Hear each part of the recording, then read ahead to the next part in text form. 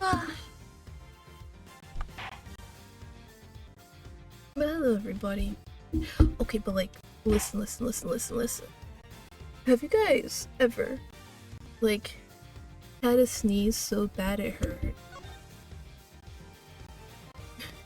Like, that happened to me. It's like, I was just chilling, minding my business, getting ready for stream, and I sneezed and, like, literally, like, fucking died. Basically. Yeah, because, like, after I sneezed, I was, like, in fucking tears. And I always have to, like, sit and wonder, why me? Why do I get punished like this? What did I do to deserve this fate? But I guess that's how it is when your body's allergic to stuff, you know? But hopefully there's no more issues. Because the first time I got started with the stream, I had no audio. No audio meaning, like, I couldn't hear anything, but you guys could. So I had to restart my PC. And then I did that. Forgot that OBS was running in safe mode. So I had to restart again to now. Oh, jeez. Alright, let's see. Anything important for I store? Oh my god, codename Pizza Store. No, Mr. Moyo. It'd be like that.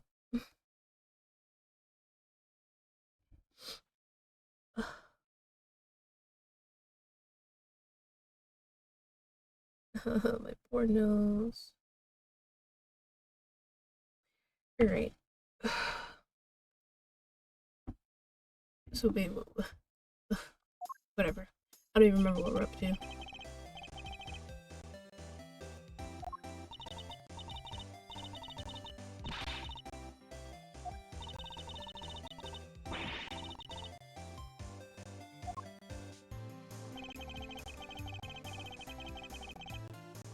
What do you mean? Just, I was about to say, just, you know, tie him down or something.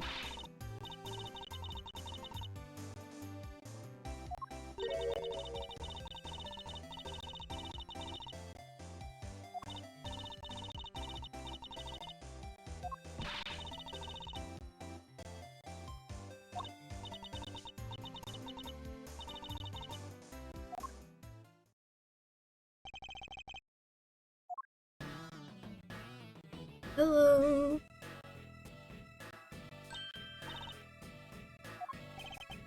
Damn. I'm sorry, I'm just really upset that they, like, downgraded her to assistant and didn't even, like, at least put her last name. Like, damn. She gets no respect.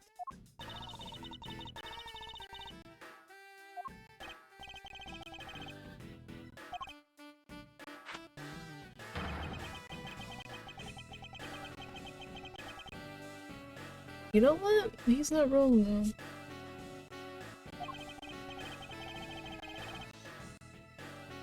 He's so right on that front, though. Like, you gotta be a kind of twisted to go around killing people, you know?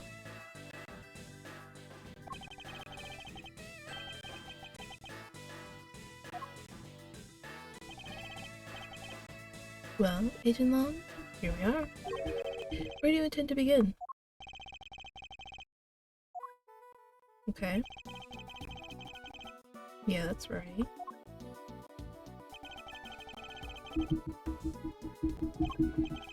Yes, he slipped off without his bodyguards noticing, if I remember correctly.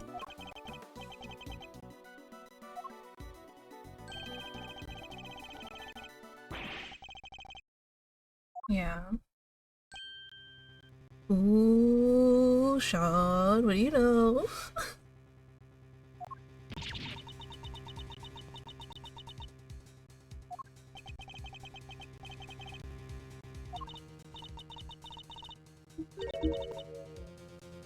See, that just makes you look more suspicious, ma'am. Not even to defend yourself from an accusation of murder.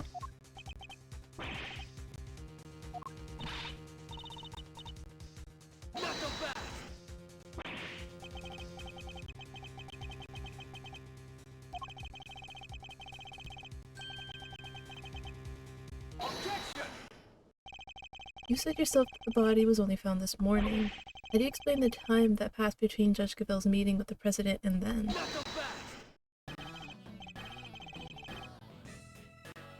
Okay, this is actually, now that I'm looking, it's actually pretty loud. Well, okay, maybe not that loud, but... actually, I think it's fine.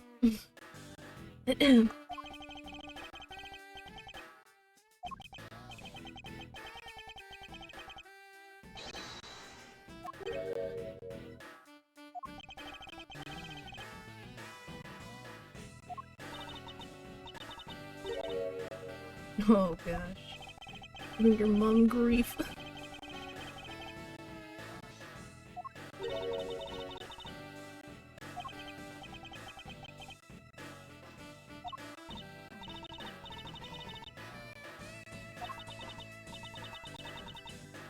Aw, Penny.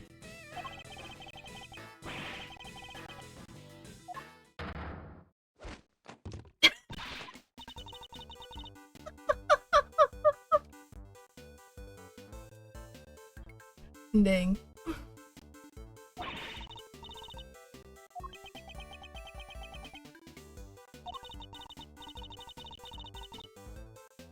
Damn. She is on his ass.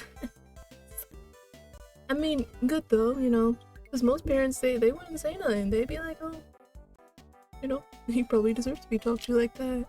And now she's like, excuse me, you don't speak to people like that, young man.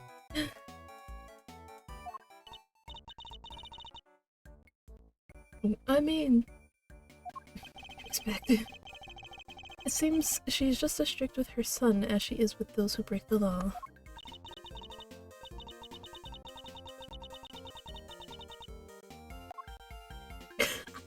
Not the lecture.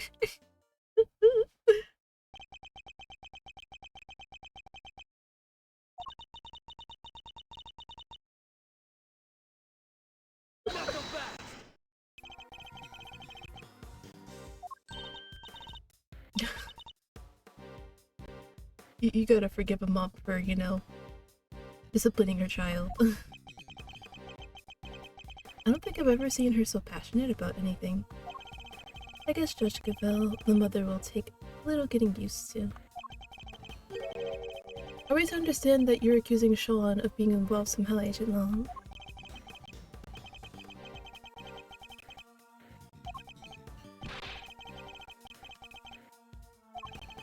I guess it makes sense for him to be so determined. President was practically family to him. Alright, Sean, perhaps you could tell us what happened last night?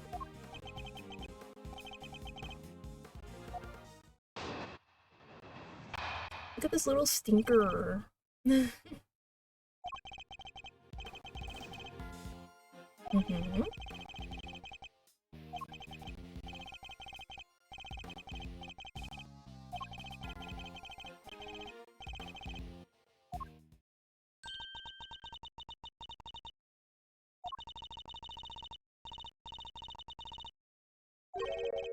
You called him? Around what time?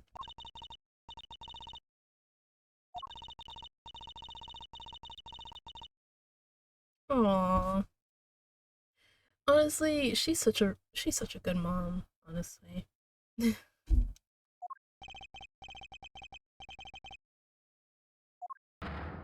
Why you lied to me? Ooh. Ah.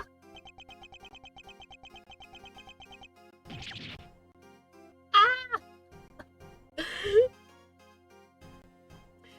He's definitely losing privileges to something.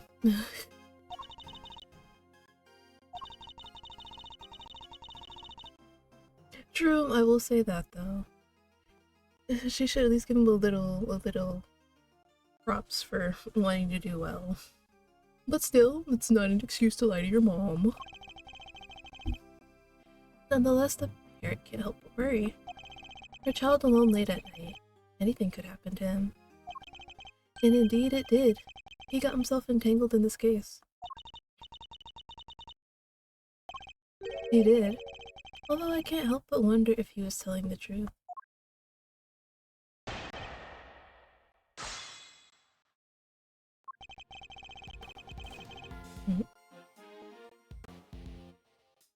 I guess I'll just press him on stuff.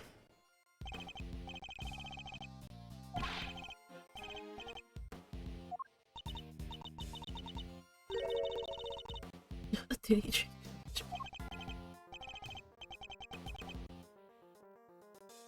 Oh, so he did drink too much. So it might be more accurate to say that his stomach had a bad day.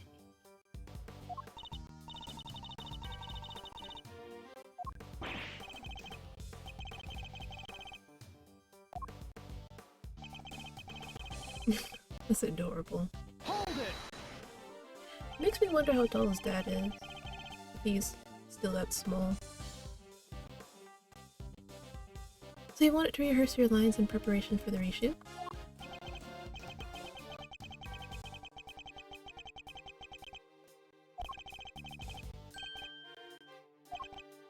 One can only admire his dedication and his sense of responsibility to his co-workers.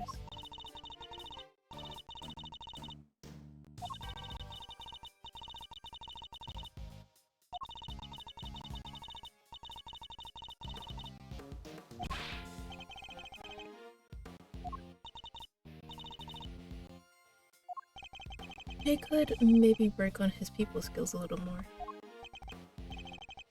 I mean, then again, he also got them from his mom, and we all know how his mom is.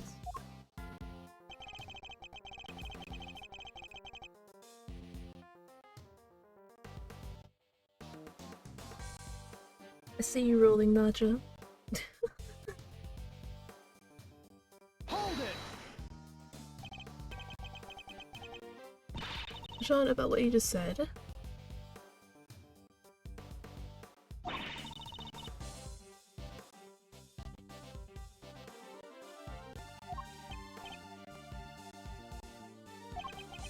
Well, that little outburst rather stole my thunder. Let me ask again, about what you just said. More interruptions?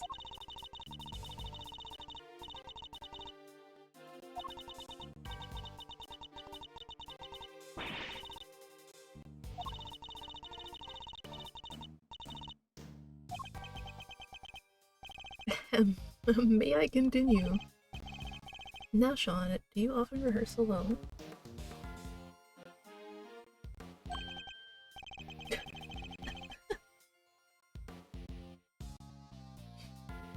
Finally, I got my question out without being interrupted.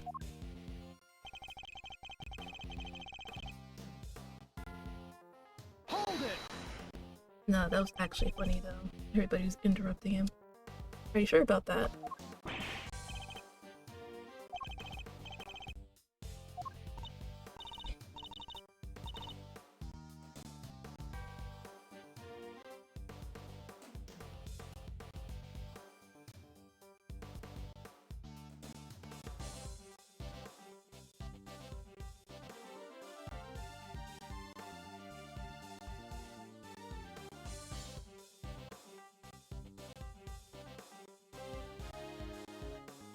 Sorry about that. Checking on the cat. I guess he got too hot. It is actually kind of warm in here for once. It's rarely ever like warm in here during the winter. Okay, he's just a child. You mustn't be too hard on him. Nothing happened, really?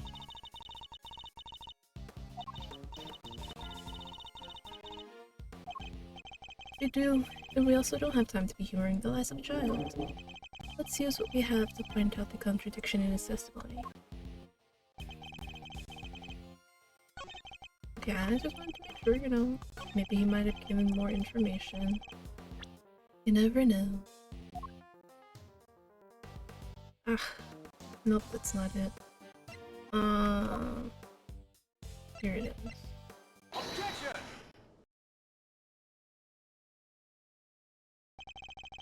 Nothing happened. I'm sorry, but you're lying. This proves it beyond a doubt.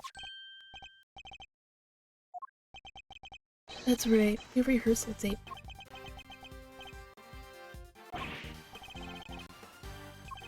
We do. And if you watch it, you'll see that it was no ordinary evening.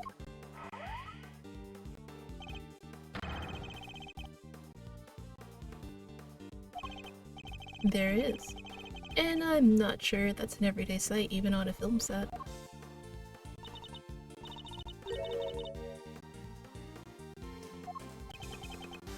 No reason, boy! Knuckle back!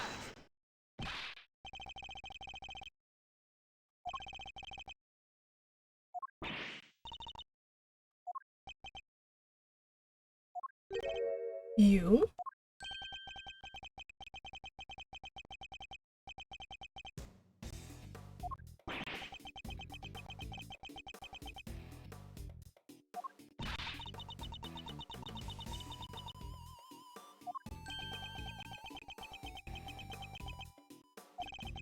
So you were embarrassed?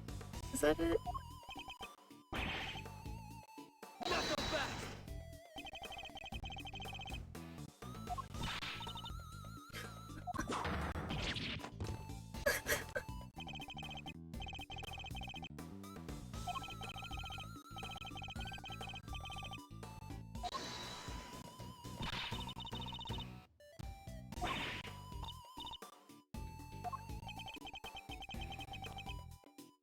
Right, a giant monster footprint on the set of a giant monster movie.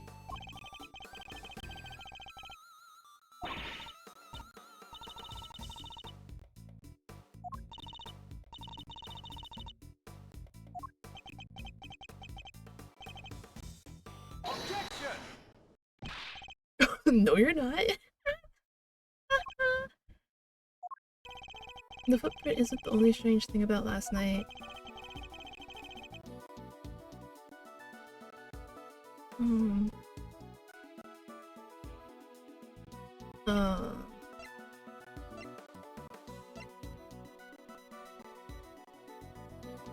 The head, right?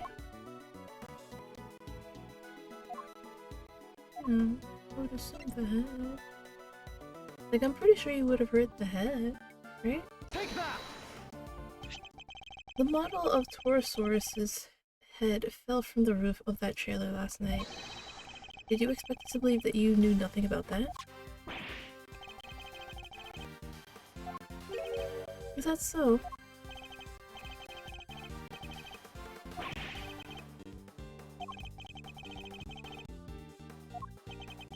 Sadly not. It's entirely possible that the head fell after Shonda. Something tells me he doesn't want to talk about last night anymore than is absolutely necessary. What is he hiding? Knuckle back!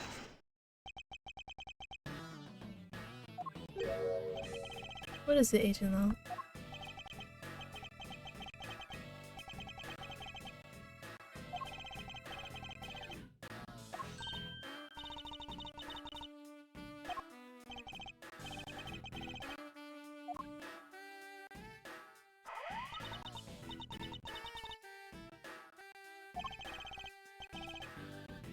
No, I can't see anything.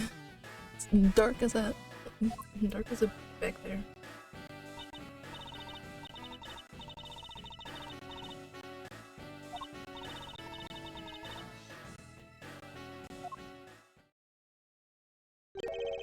The zipper?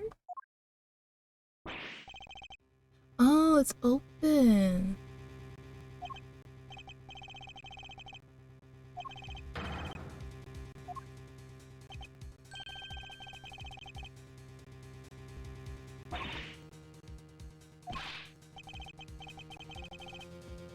Mr. Powers, that zipper.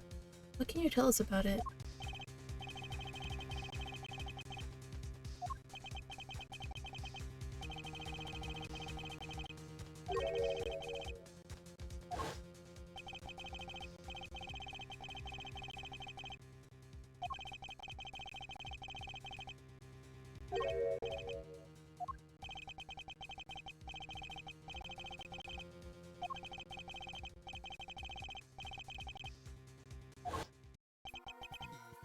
You're saying that the body could have been hidden in a Torosaurus suit?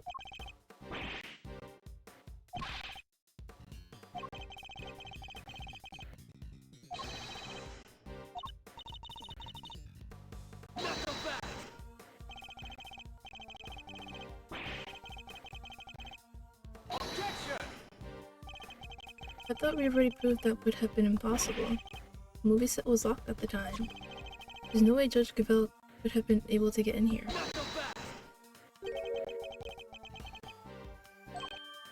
What?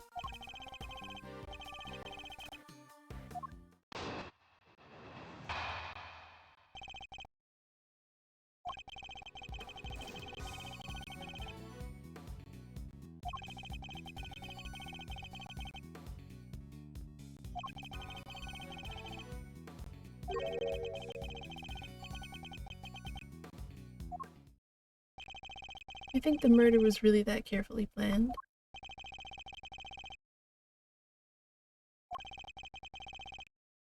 Overruled.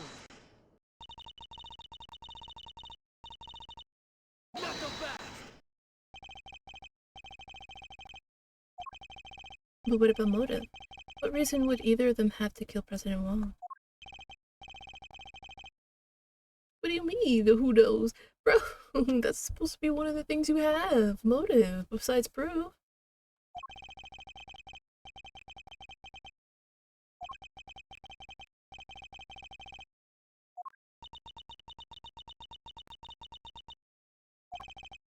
Mr. Gavelle, I don't suppose I can convince you to share any more details.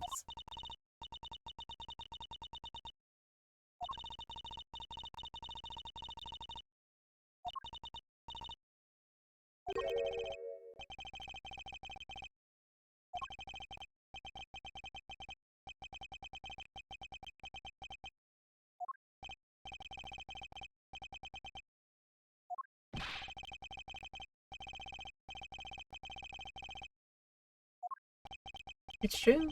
Judge Gavelle's actions certainly make her seem suspicious. Nothing she has told us amounts to a motive for murder, or even the suggestion of one.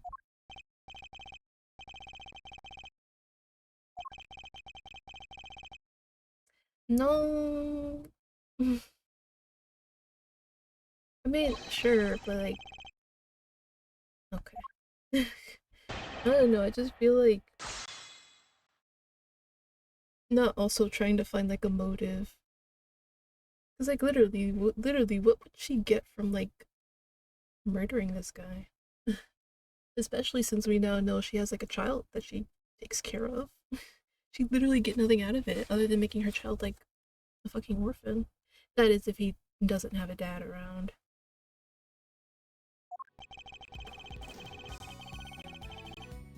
Hold it. This.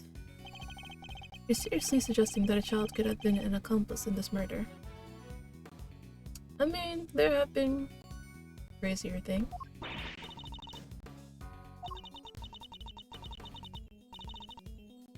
Isn't he in like middle school though? Because he's 13? Yeah, junior high. Knuckle back.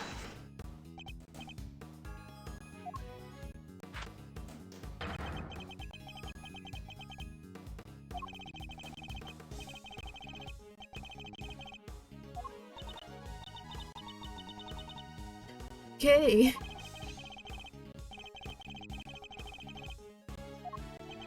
Of course not. I'm saying that there's no way he did this, and I'm going to prove it to you.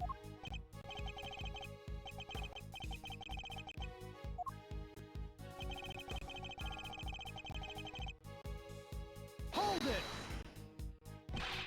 He goes away how exactly?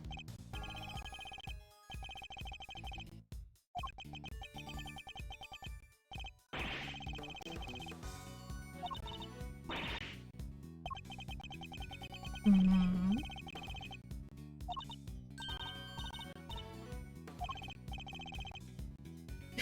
Okay, the other way around.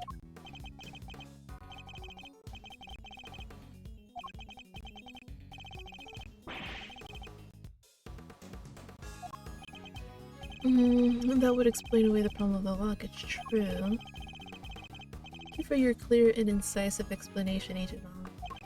Please continue.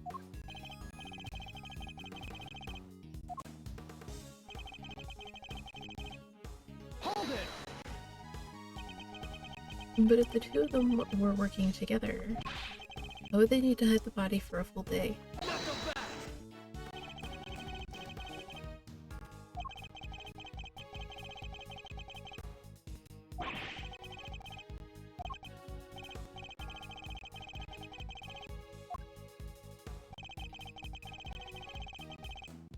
Hold it!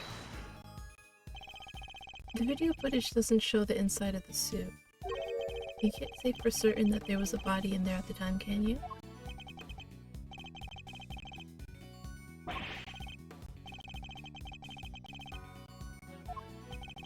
Do you mind if we examine the suit, Mr. Powers?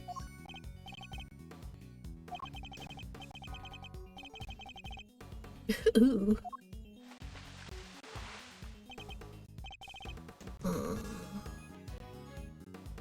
Aw, it's filthy.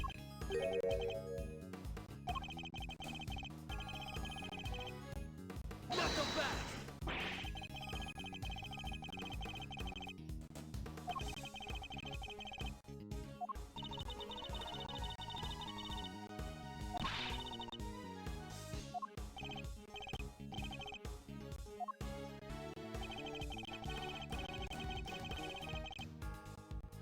Hold it!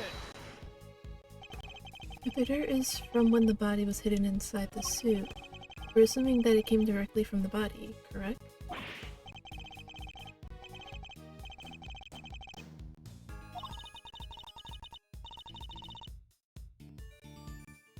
Mm.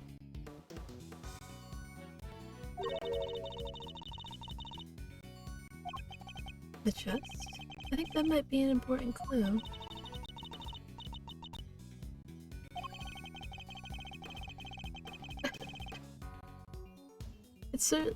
It's certainly the case that they could have carried out the murder if they were working together. I don't think we stand to gain much by disputing that.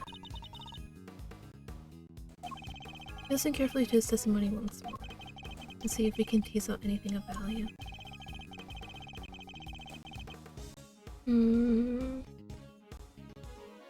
I guess present his body? Possibly?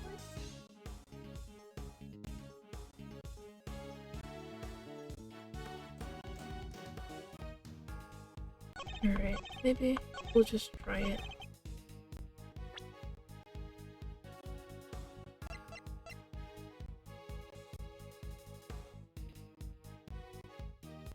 Objection!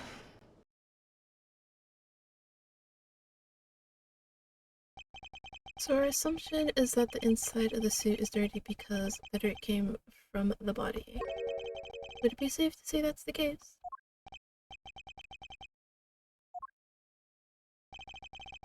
Part of the suit directly in front of the opening is particularly dirty. Actually, let me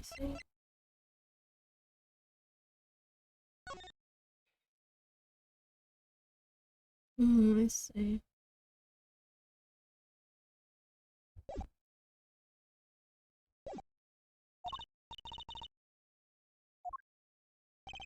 But look at the victim. The area of his body that would have been in contact with that part of the suit isn't dirty at all. The victim had been crammed in there as you suggest. His chest would surely be covered in dirt.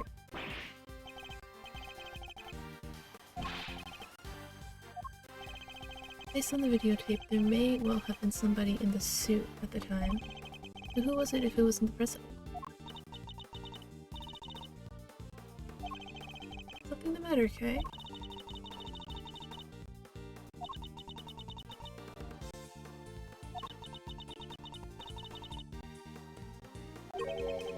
Grabbit is right. There is something mixed in there. Oh, is it? Oh, this is the man. I literally could not remember his name. Useless boy's dad. There we go. Is that something we looked at? An item of evidence, maybe? It's probably worth checking. Does one of the items we found have similar kind of dirt stuck to it?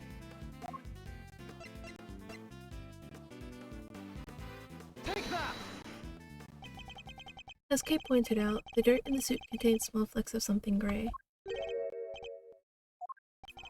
We discovered similar flecks stuck to an item belonging to somebody we recently had dealings with.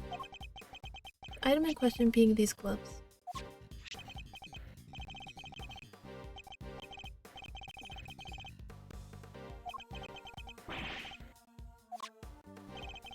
I believe the gray flecks are...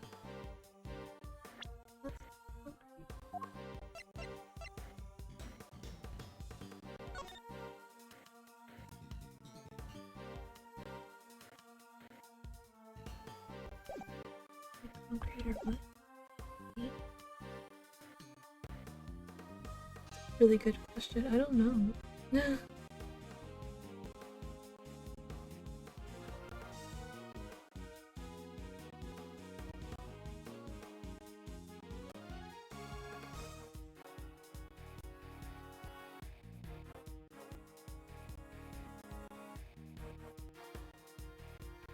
Maybe it's concrete?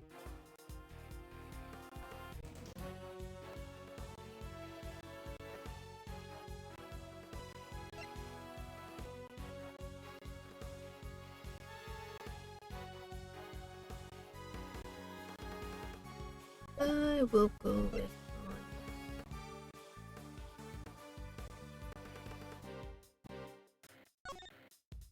aha! Surely they're flecks of concrete.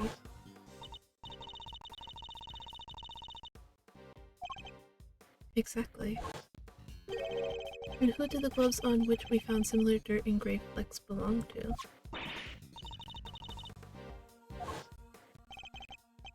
That's right, we visited the garage at his home earlier today, and we found a pair of mechanic's gloves covered in dirt. And if I recall correctly, a sledgehammer and a shovel too. Why would a pair of mechanic's gloves be covered in dirt? I'll tell you why, because somebody wore them while they used that hammer and shovel. They smashed the concrete to the dirt below, staining the gloves with both substances.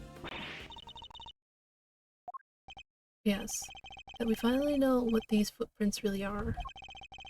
Seems highly likely that they were dug by Chairman Winter. Knock them back!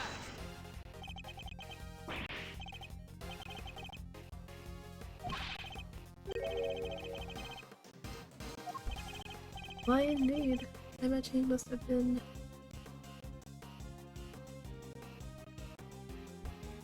burying?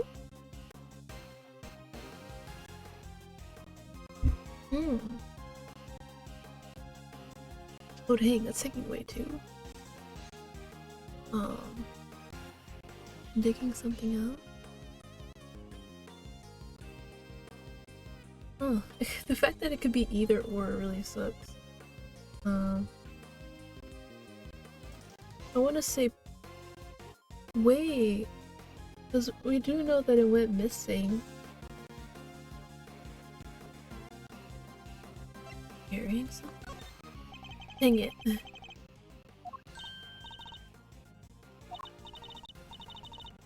Dang it. True. Dig it up and see.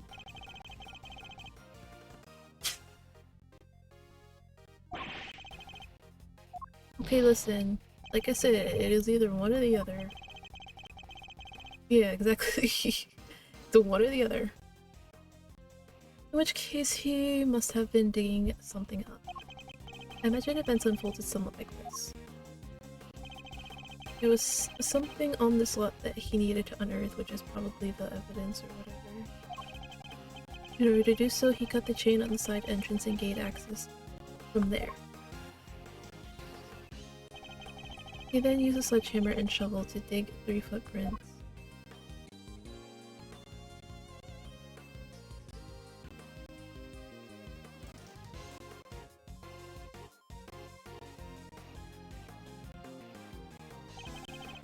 When he found what he was looking for, he bagged it up and filled in all the holes. I think he did, yes. Chairman Winter would have had to find a hiding place, and the Torosaurus suit provided just that.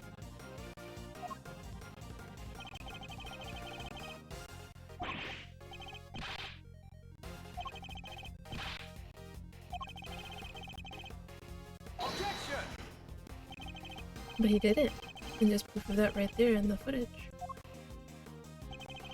It shows that Chairman Winter was still present when this recording was made. It's a shame that Agent Long didn't notice it himself. Is there?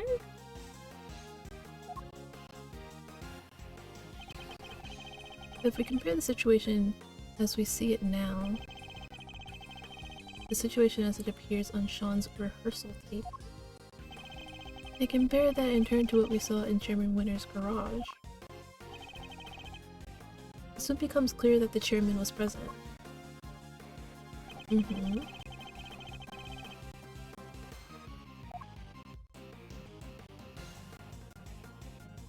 Okay, but like, it's so dark for no reason.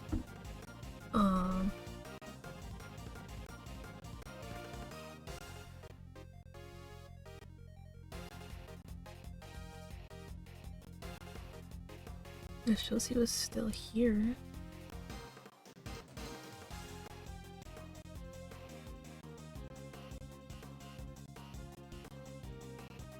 I mean, would it be the suit, I guess?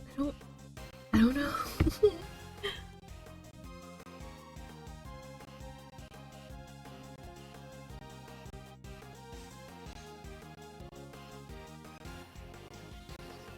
Cause they did say it looks a little saggy, right? Take that!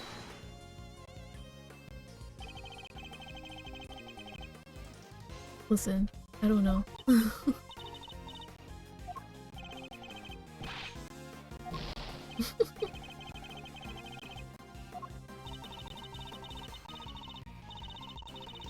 Make something. Oh, carrying. Ah, see, that helps. That helps. Roasted carrying. I guess I could be somewhere. What do you mean? Don't worry, I can and I will. I'm guessing the bag.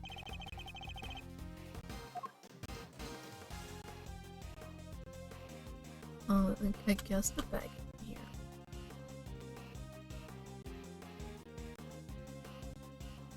Wait, did he pick up a body? Oh, he picked up a body. Look at the bag next to the Torosaurus suit. We saw the same bag in Chairman Winter's garage. That same bag, the dirt on the gloves, that has to indicate connection surely.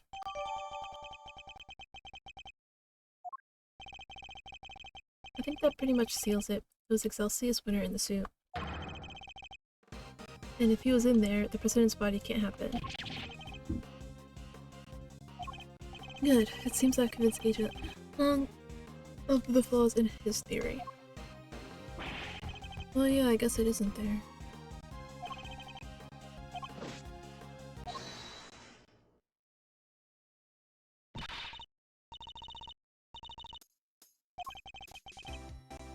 This is all we need. I think I've demonstrated more than enough. I mean, more than adequately that that's exactly what they are.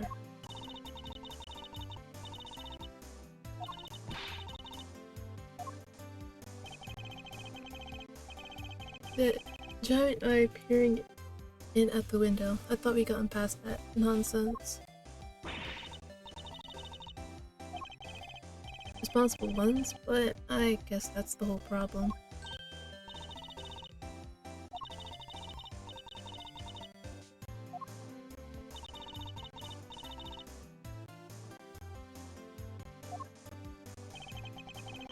We're never going to get anywhere with these two around.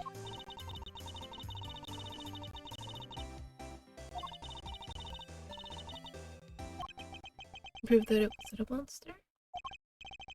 Fine, I don't suppose there's much else for it. Let's see what we can do.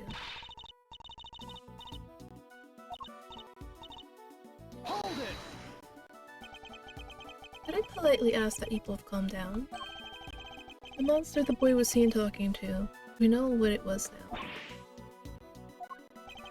That's right, Sean's rehearsal tape finally cleared up that particular mystery. The point at which Miss Nichols thought she saw Sean with Gordy. It would have been right when he was making his rehearsal tape. I think she mistook a certain object for the legendary creature of the lake. Your so-called monster is right here in this picture.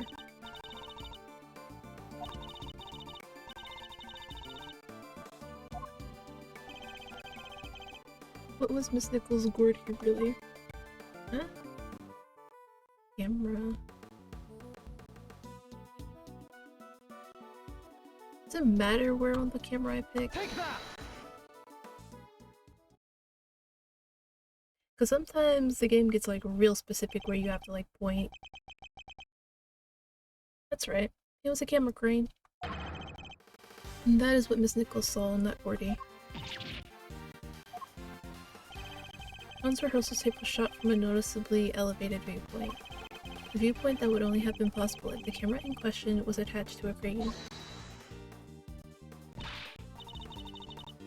Objection! Now indeed, Miss Nichols. You told us that you think you might need new glasses, didn't you? And I imagine that when you thought you saw Gordy, he was quite heavily shrouded in darkness.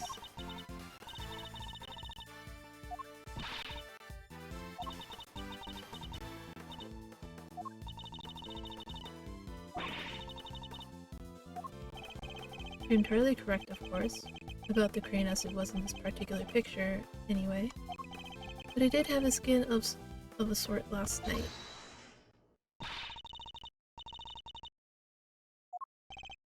And that wasn't my intent at all. But I do think it's time I finally put them both out of their misery.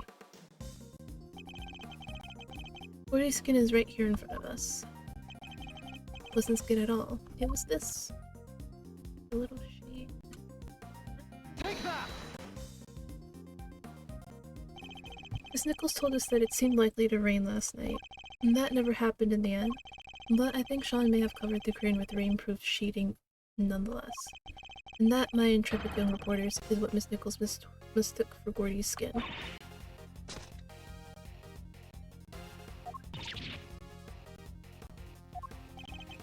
Well, Sean, am I mistaken?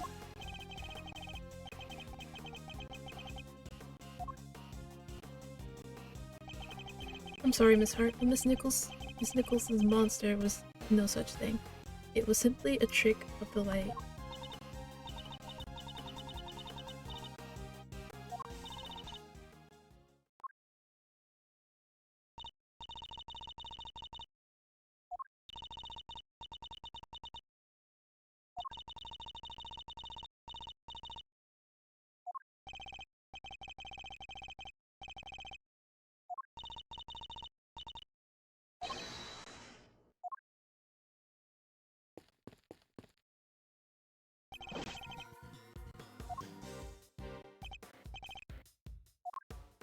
I wanna see too. Let me see.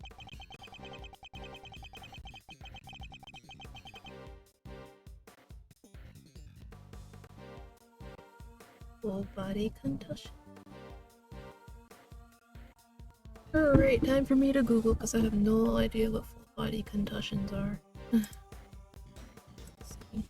What is a full body concussion?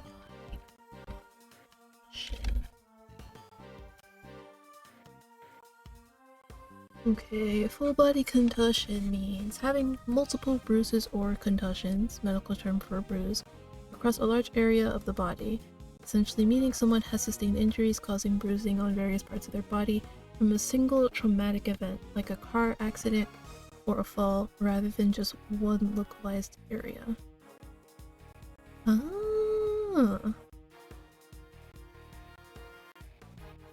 Okay, so from how they're describing it currently, manga's probably still gonna like try to latch on to like him falling from like the top of the big building, but I'm pretty sure that the head is still the cause. and he was unfortunately stuck underneath it for so long that he was like, ugh, and croaked, you know?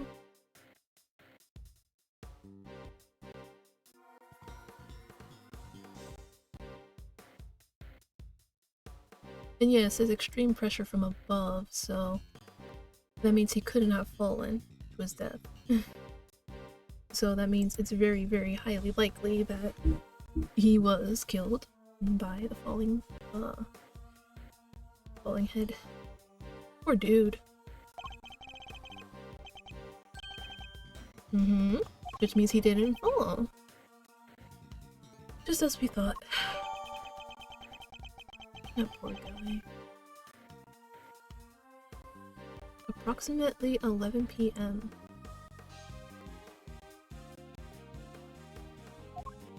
I mean, Sean was here at the time when he died. Gunshot residue on his right hand. Did he shoot a gun?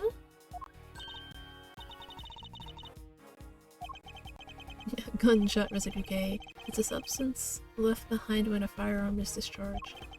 Its presence indicates that the president may have used a gun. Indeed not, which makes the residue something of a riddle. We'll need to read that report carefully. Well, Agent Long, that clears one thing up at least. The president didn't die from a fall, which means he wasn't pushed from the roof of the big building. He was crushed by the falling Torosaurus head, just as we said he was.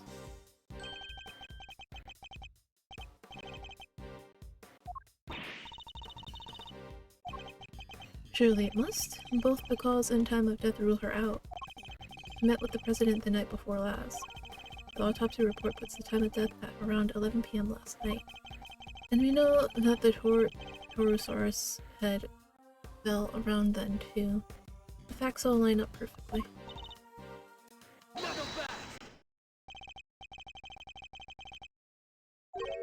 What?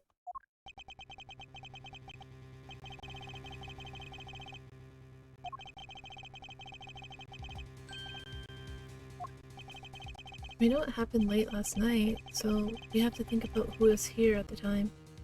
There was Winter and Sean. I mean, look, maybe your kid did it accidentally. He was playing with what he shouldn't have been, and, you know.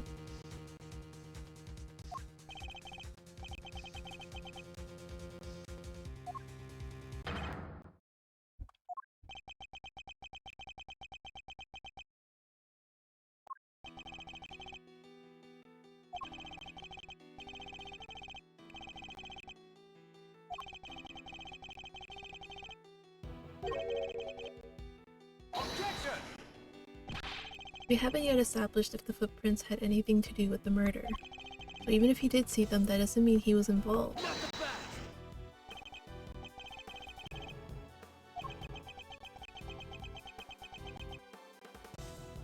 I'm trying to figure out why his milk is sweating. I mean, because he probably remembering something traumatic, man.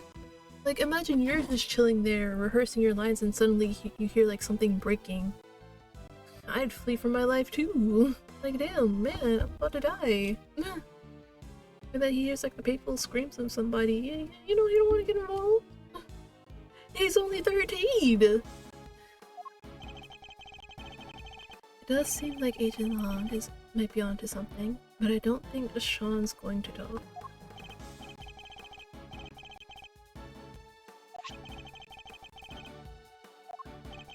What exactly are you planning, Agent Long? Yeah? It's not ideal, but if the boy won't talk, we don't have any other way of getting to the truth. Detective Gumshoe, you have access to exactly such a device, do you not? Little B!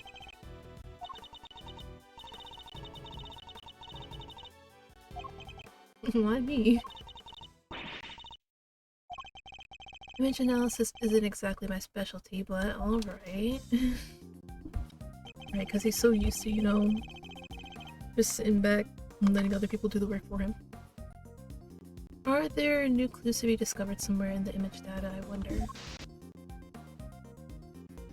Okay, but I'll just see. Hmm. No, I don't see anything.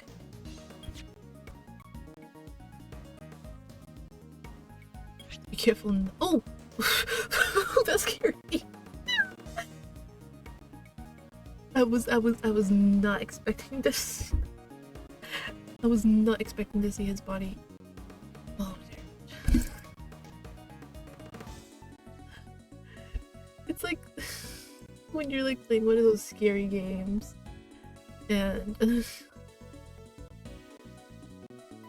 man. Wait, is Sean here? Okay, no, Sean probably at this point. Yeah, like oh my god. I was just, so scary. Eureka! Oh my god, a Eureka. What the? Who the? How the?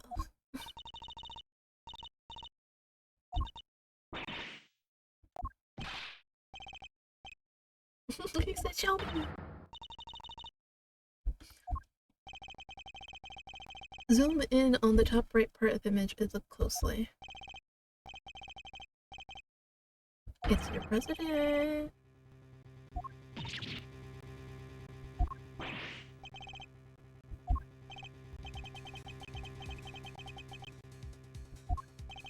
This doesn't look good for Sean at all.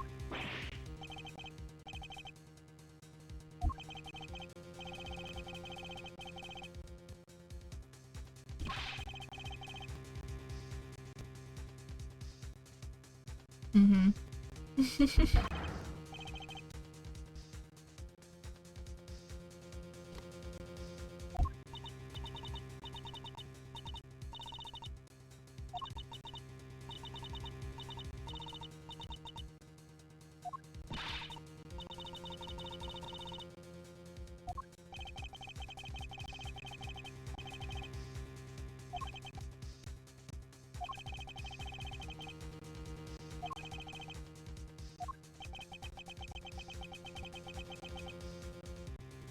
Sean, if you don't want to get locked away, you have to talk.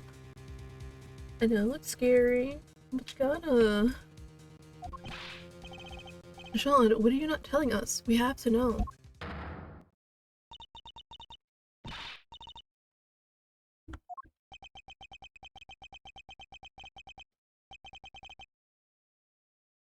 Mm-hmm. Mm-hmm.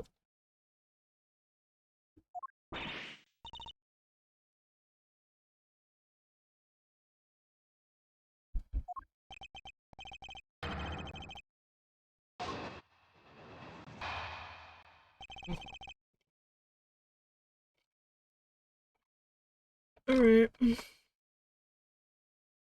Well.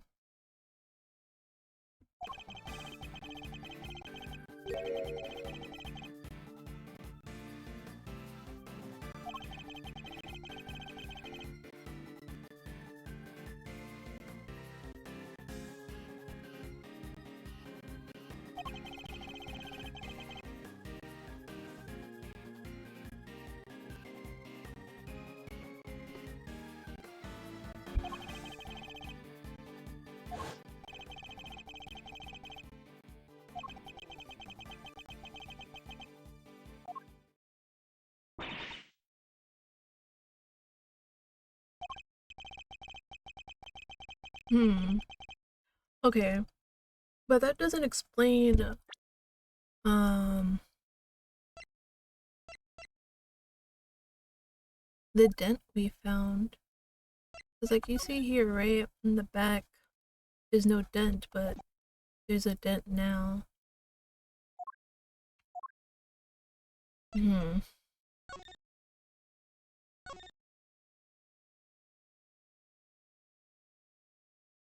And you have to think, though. They said the head is pretty heavy. Um, so it probably falls straight down because, gravity. Right, because wait, hold on.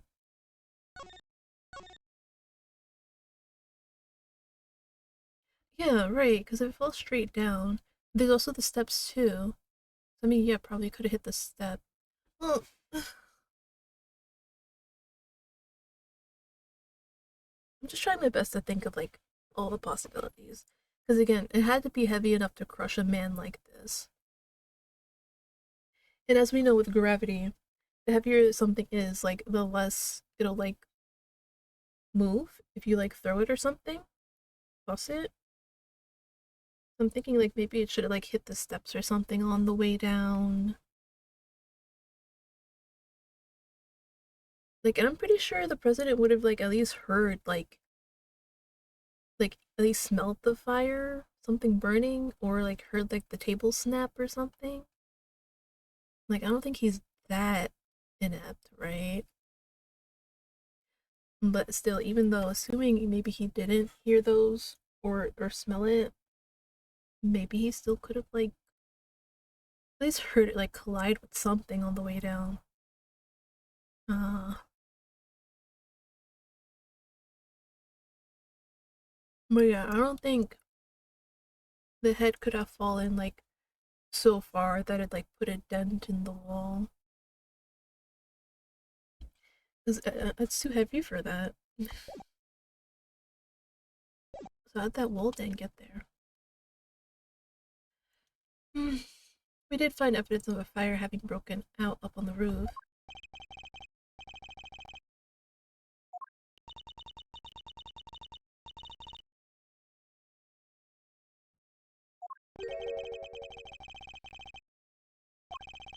What did you do with the head after you found it on the ground?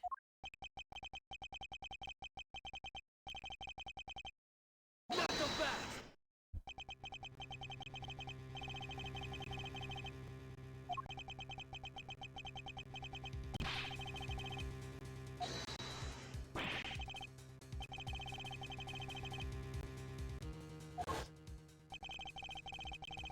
Yes, and when the fire had burned through the legs, the table would have collapsed in the head.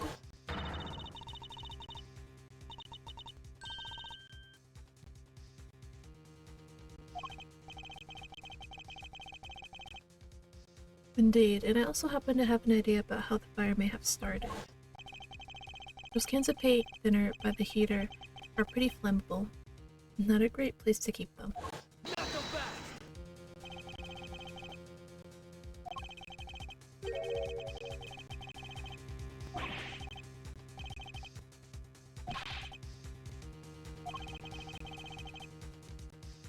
Okay, but think about it. We proved the fact that Excelsius Winter was there.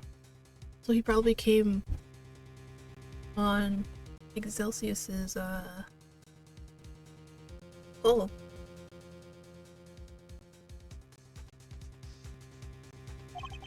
His reasons for coming here are something of a mystery, it's true. He met Judge Gaville up on the roof 2 nights ago. But he was also here on the movie set last night. Did he come to meet Sean? No, guys, he came to meet Excelsius Winter. I think we'll need to go over the boy's statement very carefully indeed.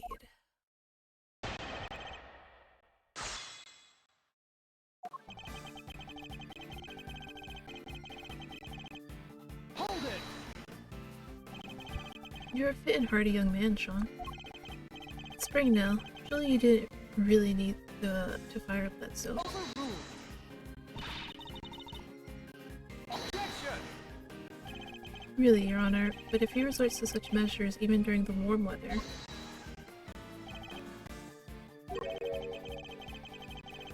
Yes. He's right, of course.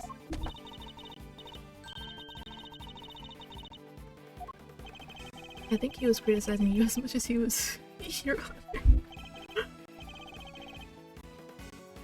Honor. Hold it. You left it burning? You didn't think to check before you came back down to the lot? I mean, yeah, he's right. Every day I forget what I'm supposed to stream the next day. I even forget what I said like a minute ago.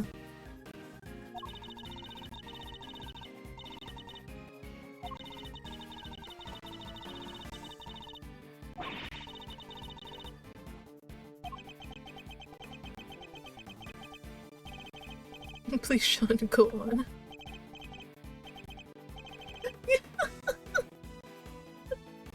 Even Sean gets it. And he's only 13. Hold it. Yeah, she's a lot. It was the middle of the night and the set was deserted. Why did you need to leave in order to talk to your mother?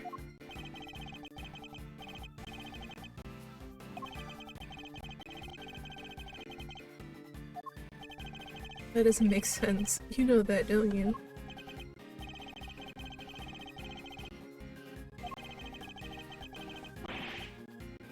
You know what? That's fair.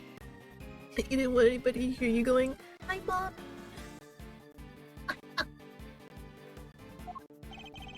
He was embarrassed about being recorded speaking on the phone to his mother.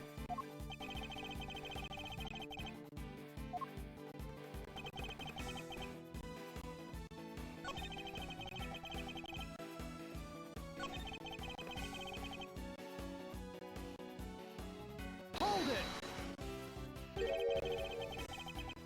Did you notice anything unusual about the body?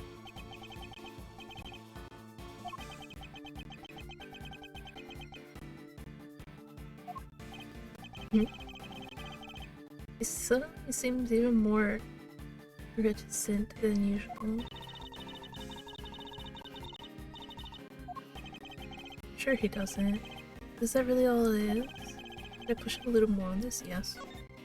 Let's be insensitive as hell. It was dark, but you knew it was a body nonetheless. He's hiding something, I better find out what.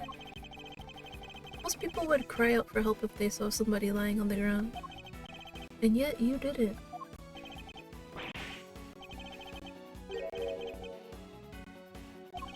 So you said. What I'm interested in is how you were able to be so sure. Why were you certain that he was dead?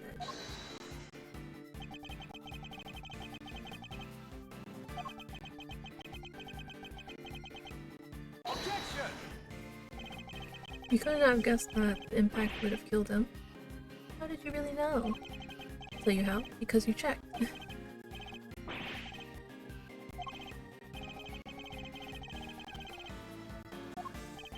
So I was right. Why try to hide that fact? There must be a reason. Did you tell me how the body looked at that point?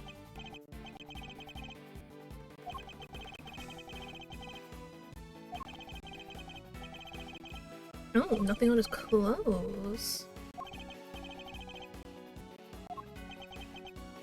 Thank you. I'd like you to add that statement to your testimony if you don't mind.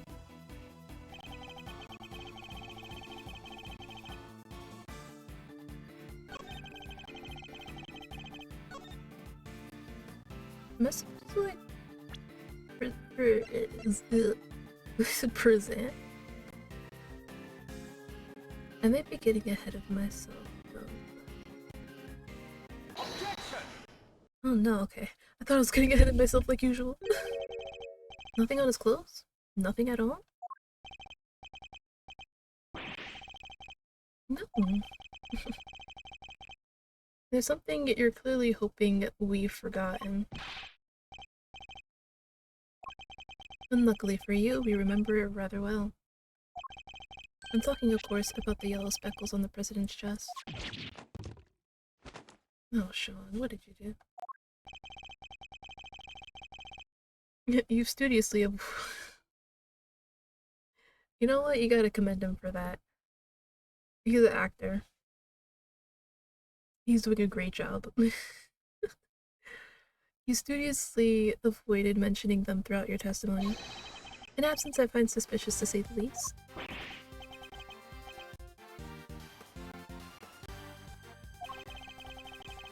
hope for your sake that you have a satisfactory explanation. Overruled.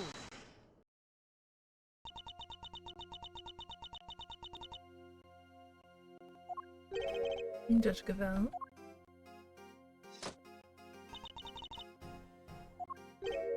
You? What?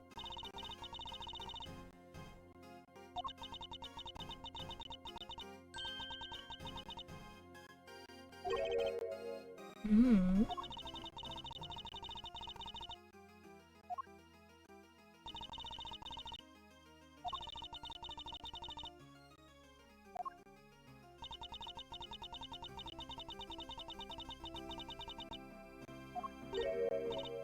But, huh?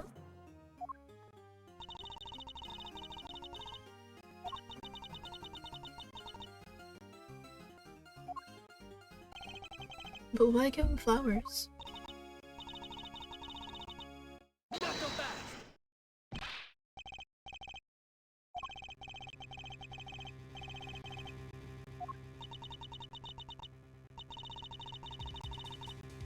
Objection. A bouquet that was nowhere near the body when it was discovered. How do you explain that?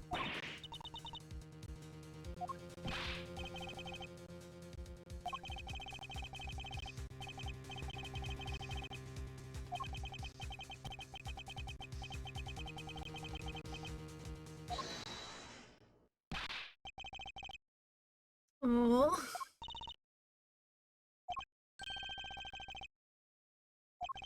you did? So they were there when you first found the body?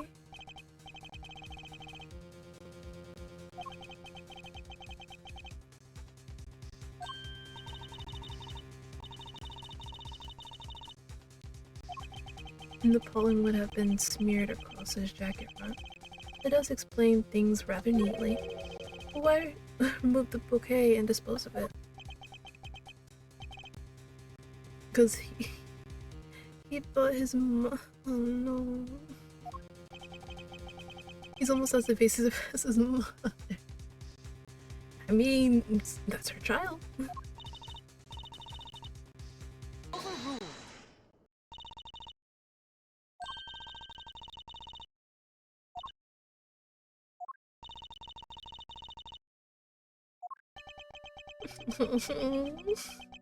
He just wanted to protect his mom.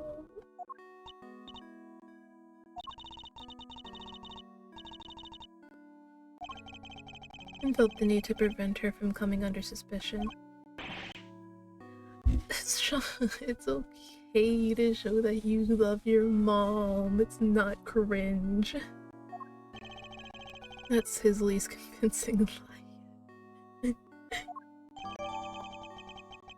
Aww.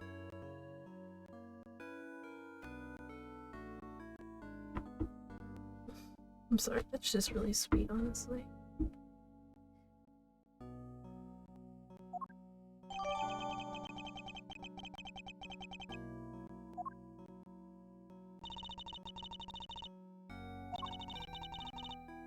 Not so fast.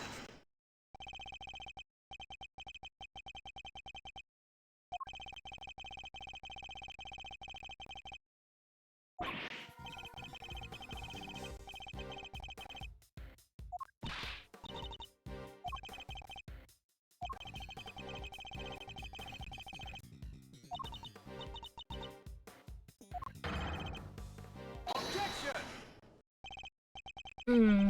The finger of suspicion still seems to be pointing firmly in Sean's direction. However... Wait! I can think of a far more likely culprit than the boy. The person who was holding Sean captive until only a short while ago.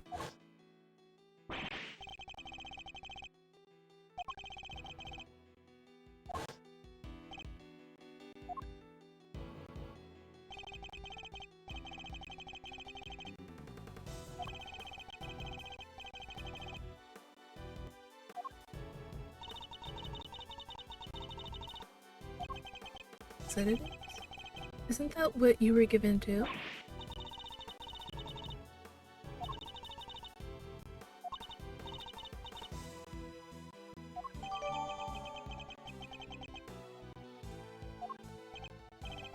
Well, Agent Long, surely that suggests that Sean is a victim, not a suspect. Somebody else was responsible, and I think they've been behind all of this. Not so fast!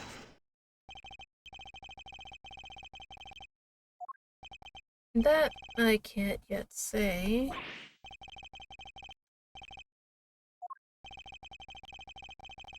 Sadly, we just don't have anything to tie our mysterious kidnapper to the murder of the president. So is there anybody else? Somebody other than Sean who could have committed the murder?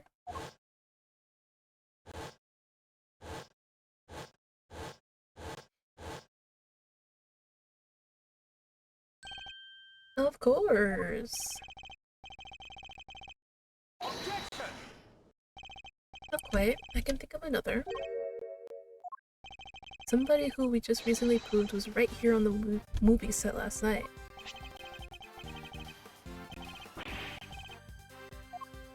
Why not? We've proven that he was present. And if he was here, he's as viable a suspect as anybody else, wouldn't you say? It's certainly another possibility to consider.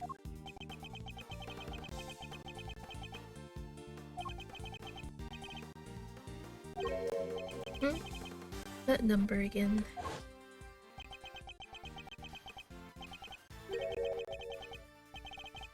I see you, Naja. I see you rolling.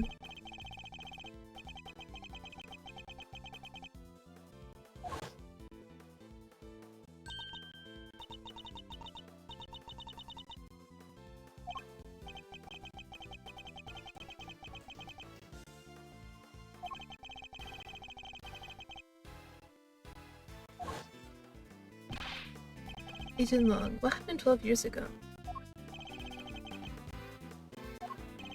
I think it has everything to do with me. It's clearly connected to this case. Not so fast!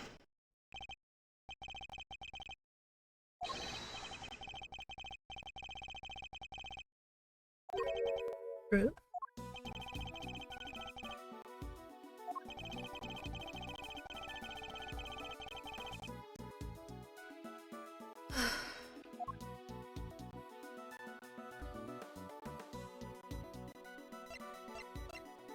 Nope, not that one.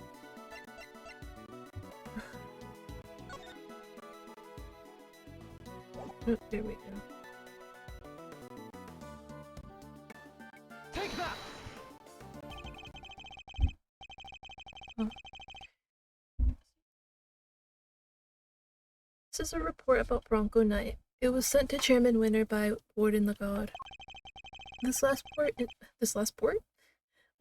in particular should be of interest to you.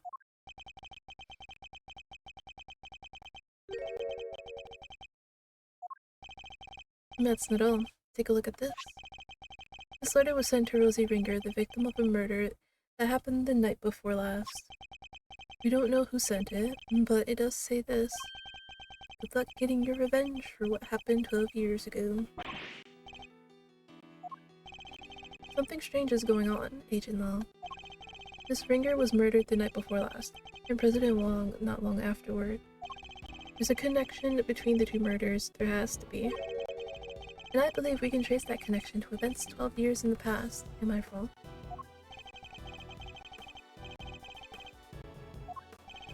Please, Agent Law. I need to know.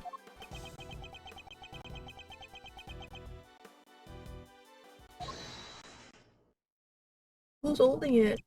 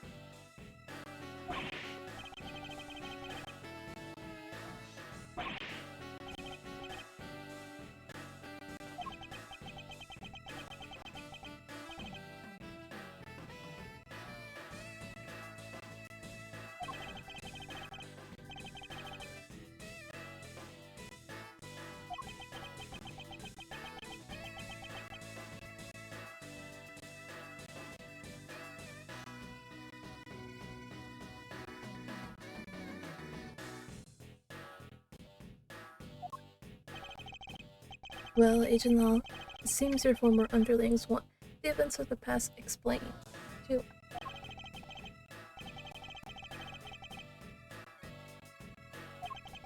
I think we can. Together.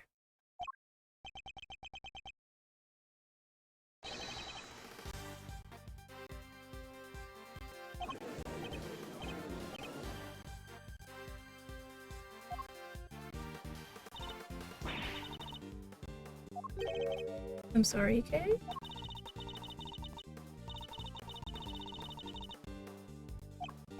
You being the Mr. Thief.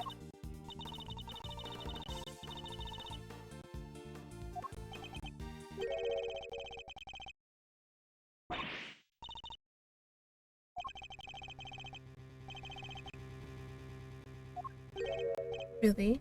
Why?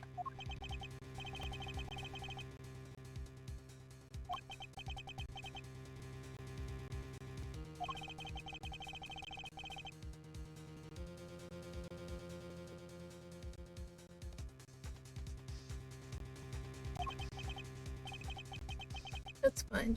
Just tell us what you can.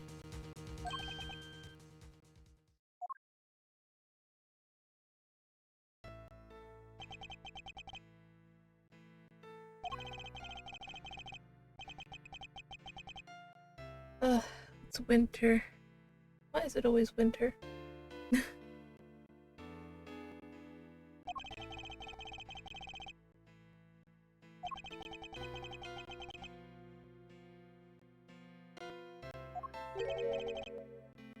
So he was kidnapped.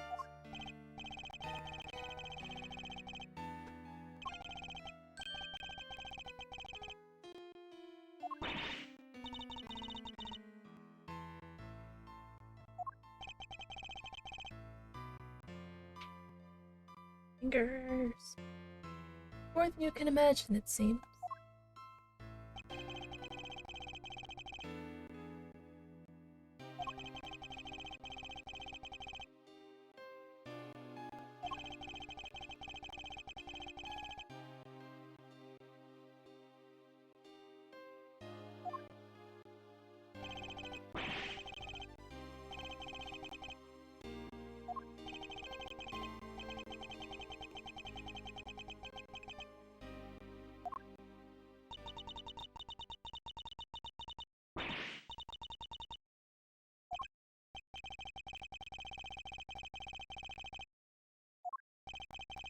Agent Long was clearly very fond of President Wong. I assume the kidnapping was thoroughly investigated?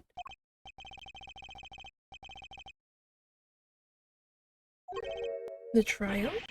So a suspect was arrested? What? Is that why you visited the prison?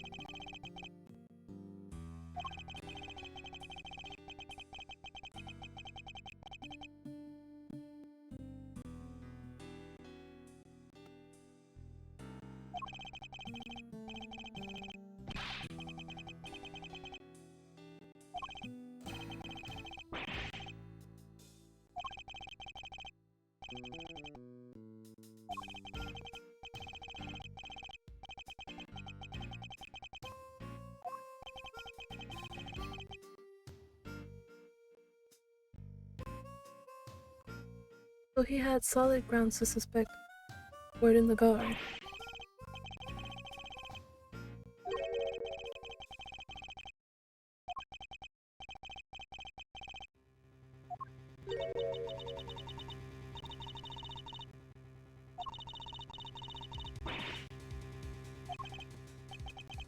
Is there really nothing we can do?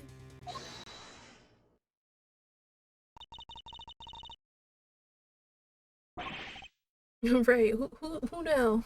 Oh, oh, Francisca, bestie. Francisca. Oh yeah, he's here too. What is it?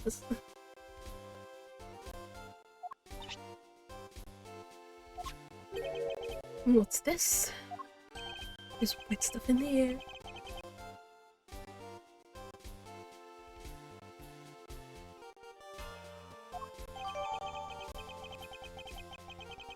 And the sole witness was murdered. Oof.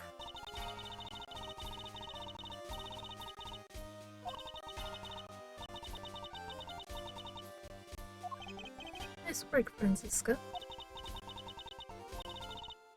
I don't want.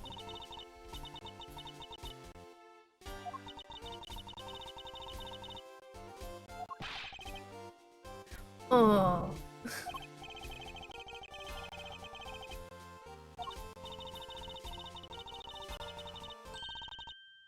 Ah, of course. No longer applies now that he's arrested.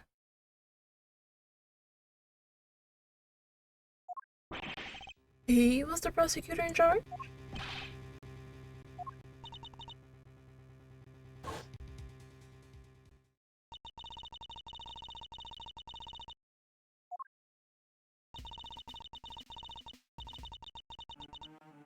Yeah, Eustace. So in defeating his father, he made the old case file available to us? Sounds like we owe him.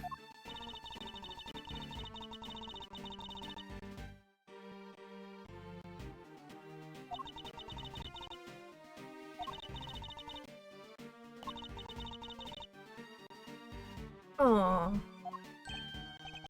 He's even starting to sound like a prosecutor, right? Now that you don't have your dad hanging over you, you can finally be who you were meant to be, bro.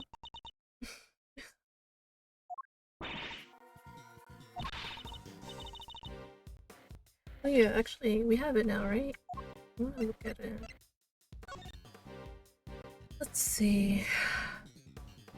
Prosecutor in charge, suspect. Oh, that's it. Okay. Wow, that gives me so much to work with.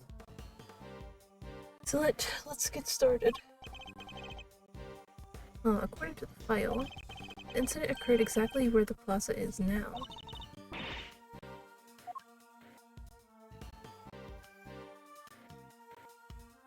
I love how everybody else just stays there. You're no longer needed.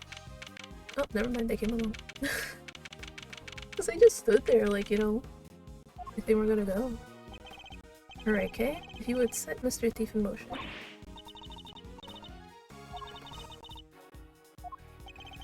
Good question. Let's see.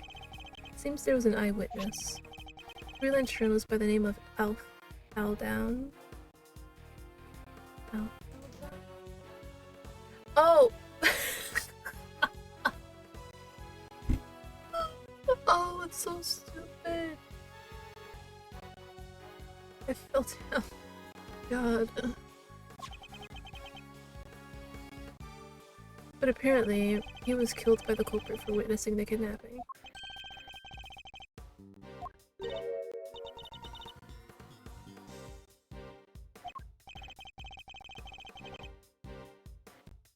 No, construction of the big building only began a year ago.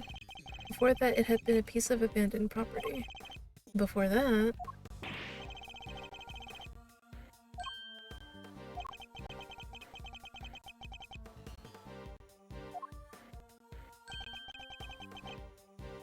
The Happy Family Home?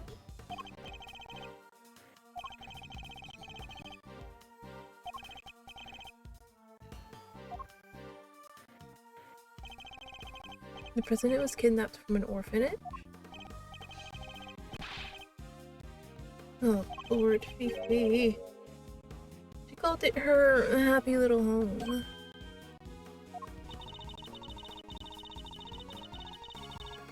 Oh, jeez.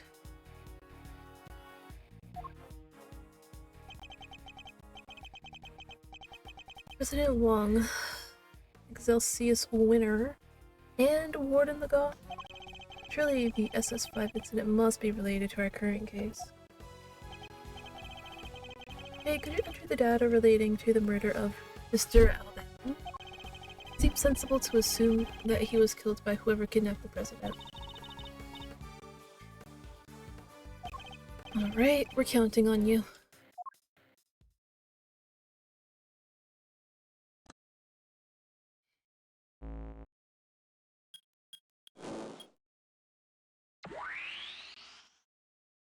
Oh, fell down. God, so chill.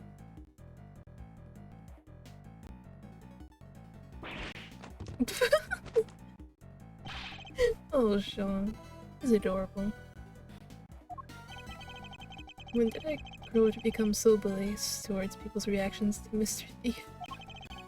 What we're seeing here is the front yard of the orphanage as it was 12 years ago. At least, as far as the police reports describe it. And it seems it had been snowing.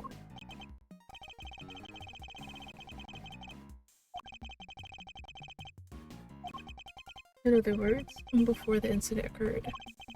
Meaning that none of the relevant footprints would have been obscured by new snow. I think we'll need to pay these footprints some special attention.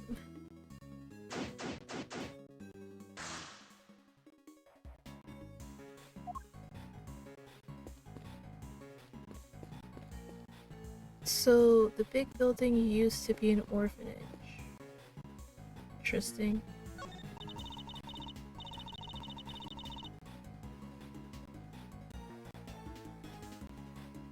Oh, so they kept the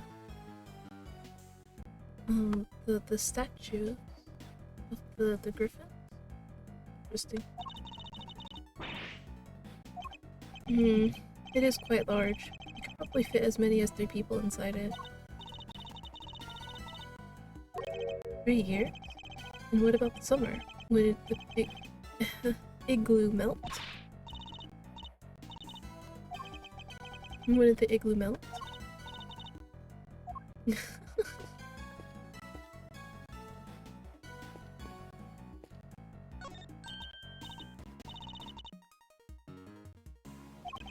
Indeed we have. It's the same one that stands over the entrance of the big building today. It seems the architects worked the old archway into the structure of the new building.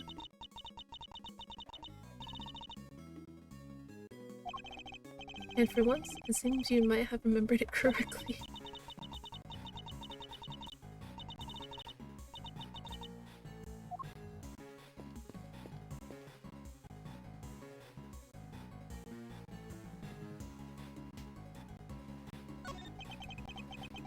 There are burn marks on this pillar here. Fire?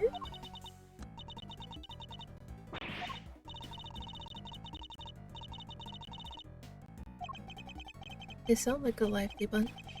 Possibly too lively. It seems their antics spoiled our chances of finding any footprints near the entrance of the building.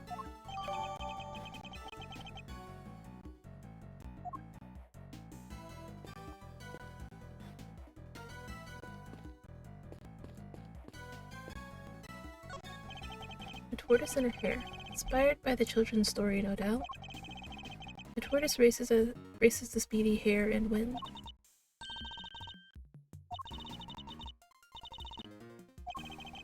I don't need 3 options, Kay. He lost because he stopped to rest and fell asleep.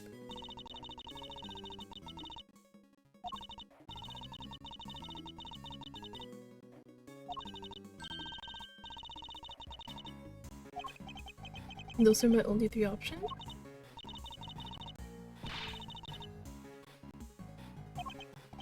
Well, that definitely narrows it down.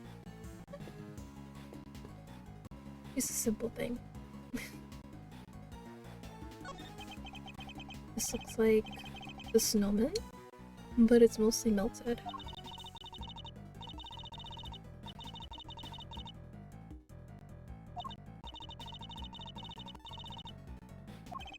I probably would have frozen back up at dawn, you know? That's when it's usually closest.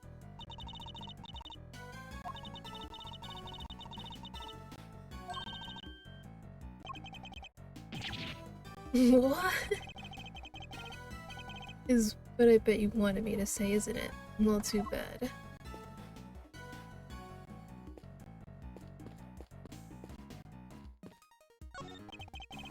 It's a porch swing with an elephant's face on it, and behind it is what appears to be a motor.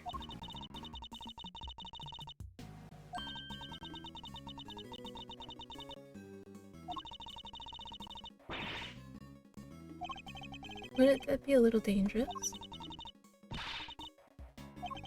True, but hardly applicable in this case. I mean, like, I agree. These planters. According to the case file, the yard stretched around 3 sides of the orphanage. And there were 3 planters on each side.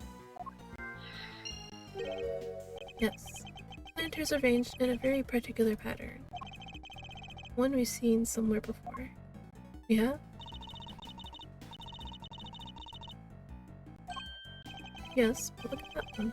It's bright yellow.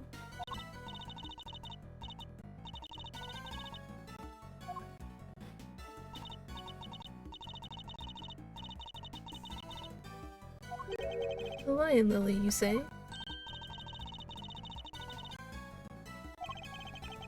What is the same flower doing here?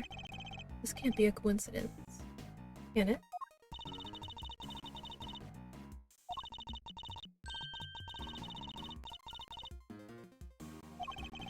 I wasn't aware you were so knowledgeable when it came to flowers, Franziska.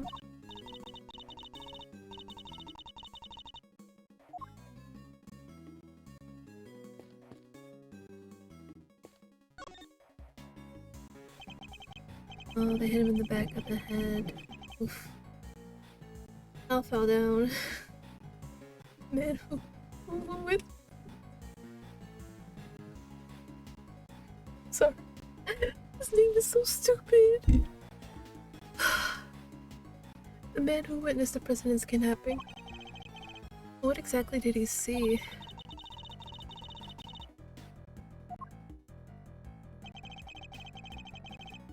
It seemed he suffered a blow to the back of the head.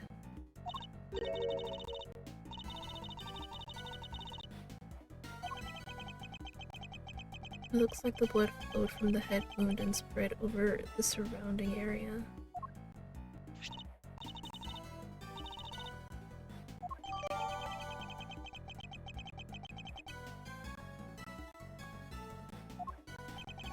I must scour the scene and inspect anything that catches my attention. Pick up the bone. The cell phone must have belonged to the victim.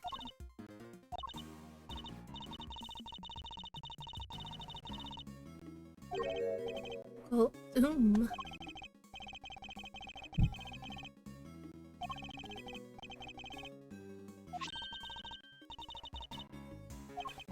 Please. Rosie! That was... Oh. Okay. So that was her boyfriend at the time. Alpha. I can't say his name seriously.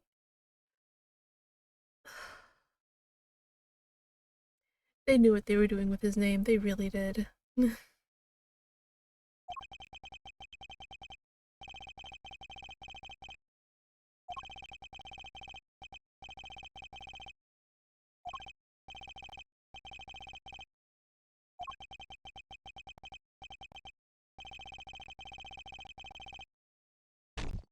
Ooh.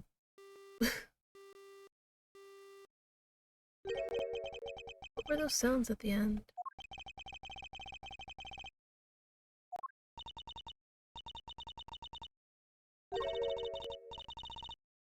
Rosie.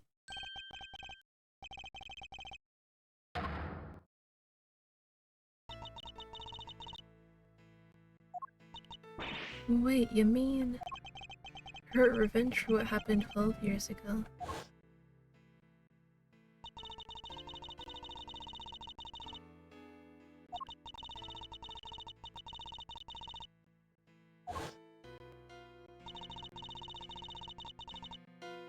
I mean,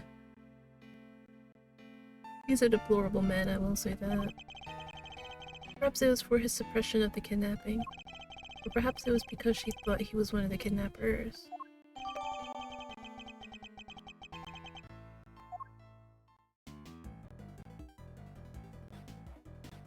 Damn, it'd be like that, huh?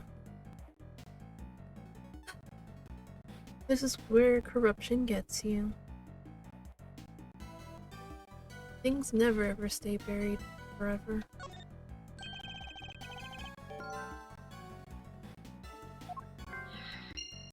Oh, I was supposed to read that. I'm sorry.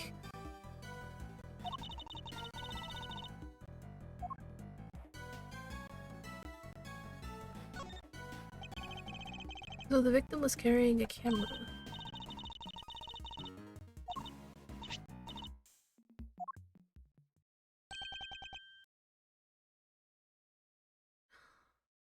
They took out the dude's eye. Oh no.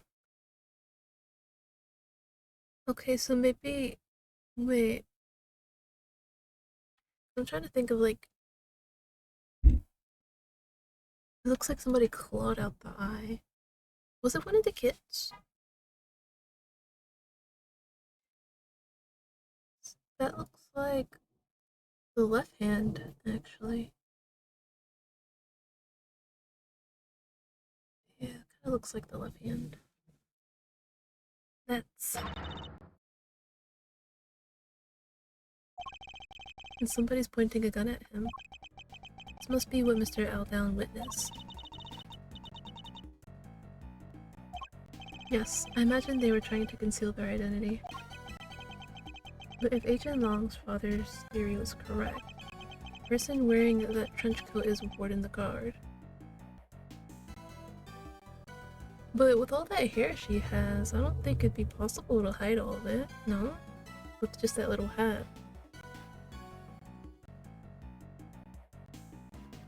So maybe Fifi was the one who attacked, Aldown, and this was, Excelsius?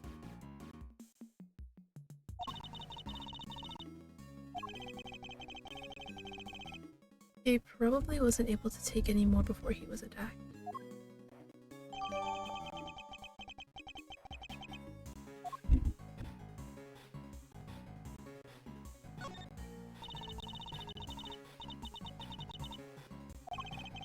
According to Franziska, yes. They're originally from Asia, if I recall correctly. The pond being painted or tiled. Oh god. It was the bond between parent and child, Kay.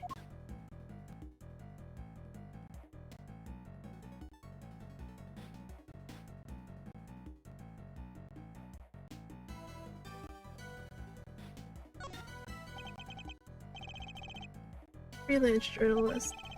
But after witnessing the kidnapping of President Wong.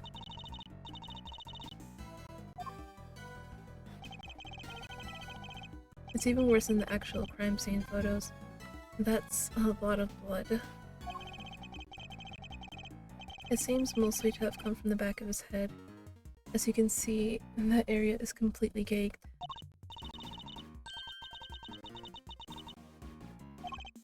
Indeed, I imagine his attacker must have snuck up on him from behind. Hmm? It looks as if he's clutching something in his right hand.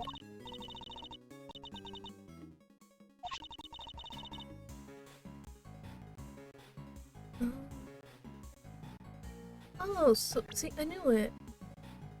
Oh well, it's his right hand, I guess. Well, even still.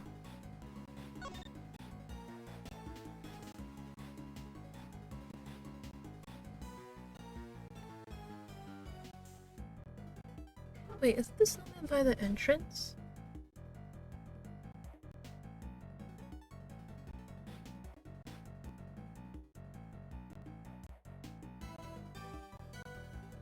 Okay, now I'm kind of confused.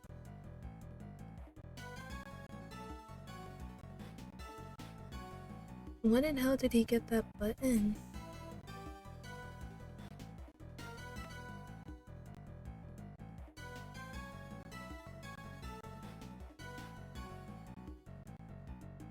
Hmm. It has blood on it. A button? Torn from the attacker's clothing, perhaps? No, it's the button from the snowman.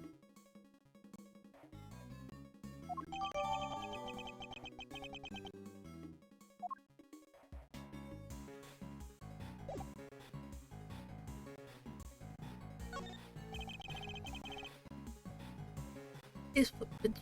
What? English. These footprints stopped by the body.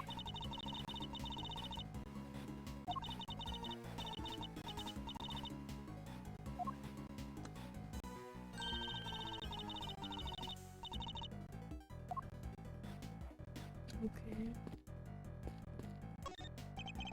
These footprints go toward the body and come back.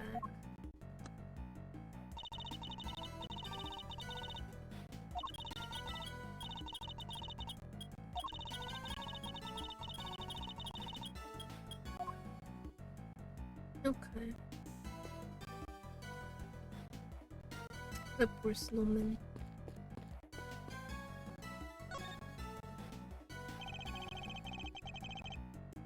Oh, okay. Huh? Even though it says there's something?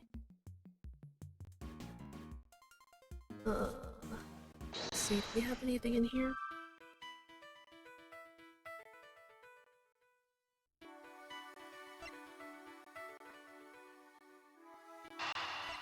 I guess.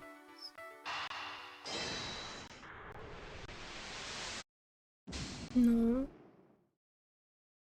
Okay. Hey, I just need to make sure.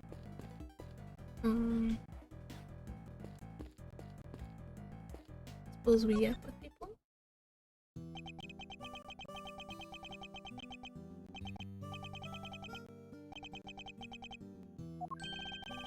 Is anything the matter, Agent Long?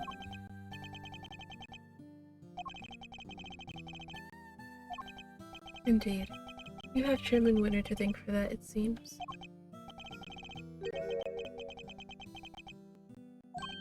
What?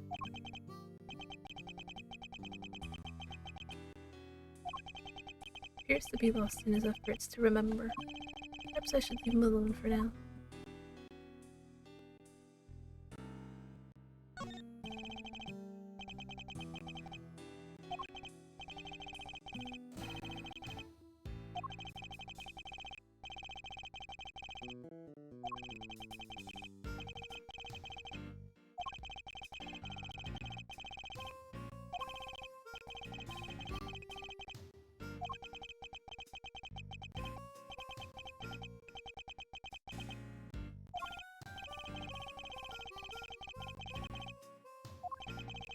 I'll be the judge of that.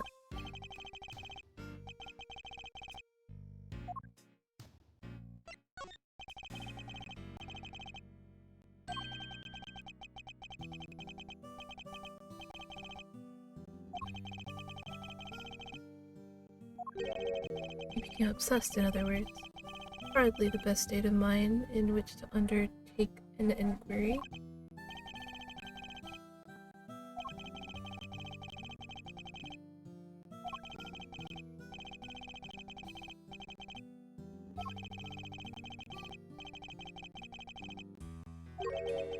I wonder if he learned anything about you. I do too. Tell me, what did he learn?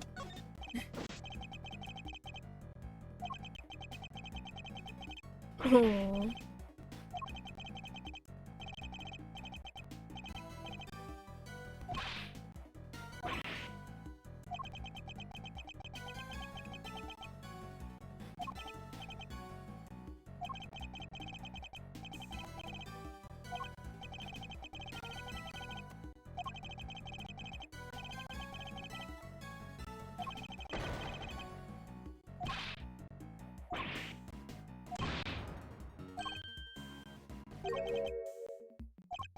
Is he?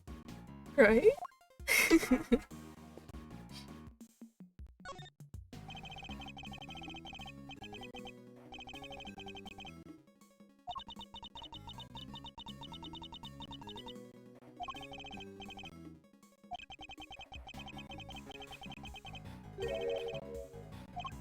Yes, it is a little.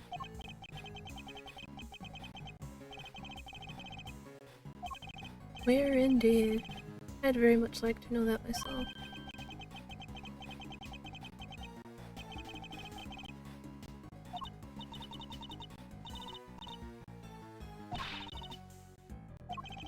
He did for about 3 sentences, which is something of a record. True.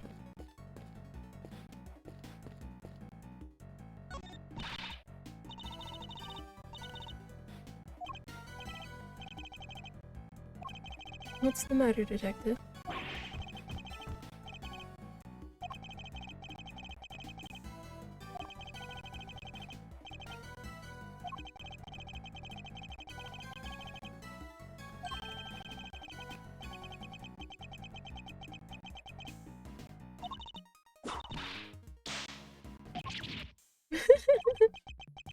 Sounds like you went to a lot of trouble for our sake, Francisco. Don't worry, your efforts won't be for nothing. I'll solve this case, you'll see. Oh, Francisco! She's so cute, man.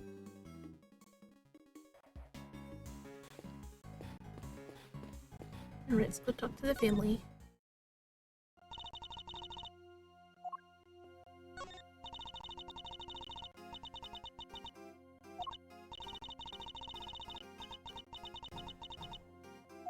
Aww. That was not my intent at all. Alright, give me 1 second. Sirens are coming.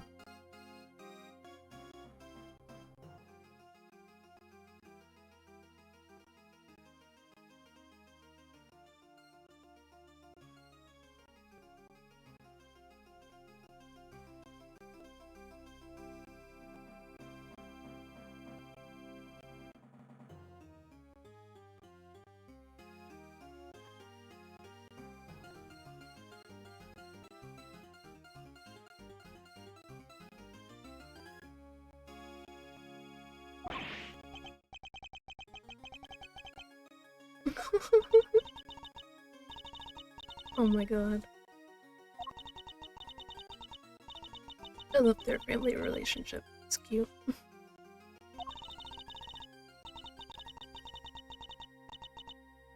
No, it's completely understandable. Like, I'm not a parent, but I can understand that sometimes you gotta put your kid first over everything else.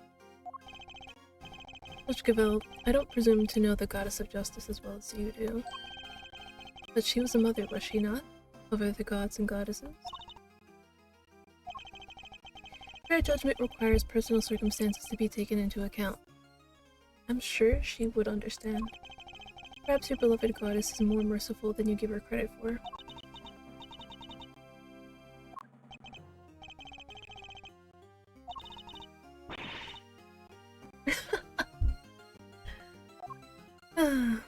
I love that. She's like, it's okay, I don't know either. So are things finally settling down after Warden the Guard's trial?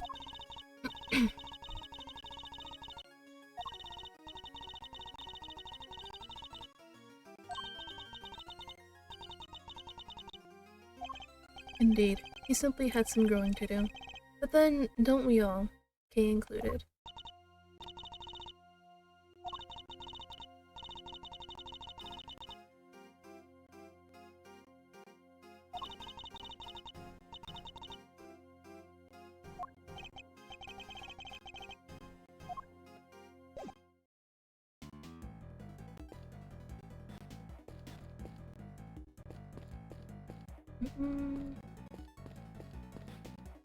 Am I missing anything?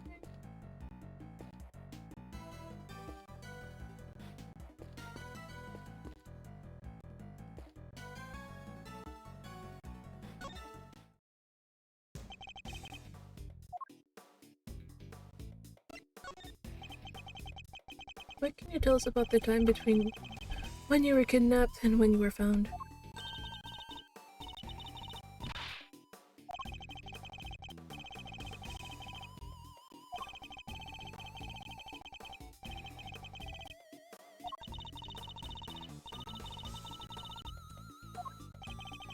And that's where Kay and Detective Gumshoe found him.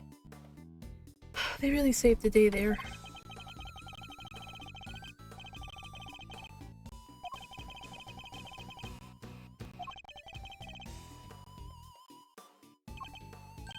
I see. Well, we're all very glad that you found your way back to us safely. He's not the most voracious child I've ever met. Oh.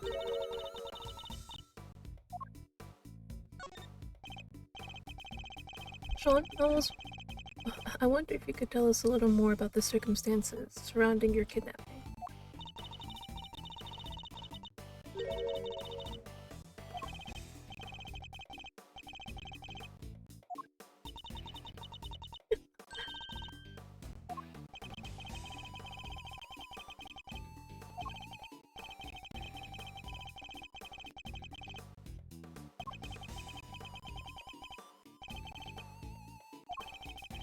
So you had to come back today and try again.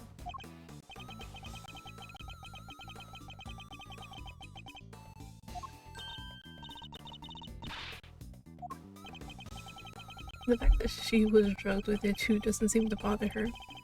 I guess it's a catchy name.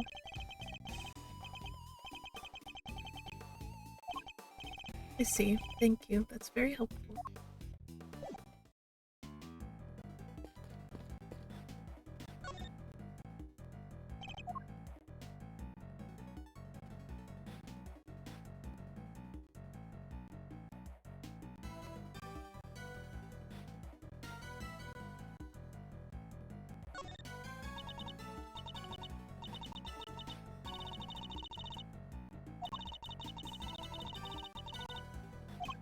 Yes. And the blood spread out over the entire area. I doubt anybody could have bled that much and survived.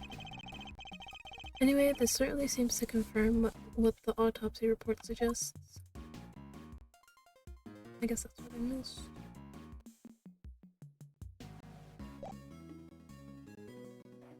There's still more?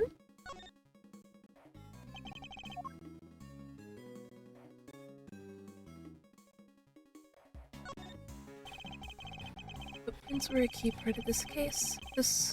There was information about the shoes in the file, correct?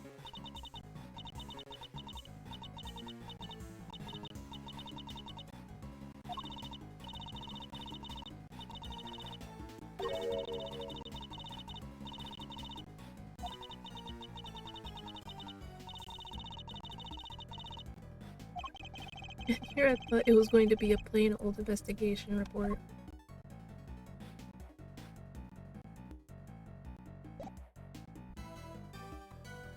Okay, now it's done.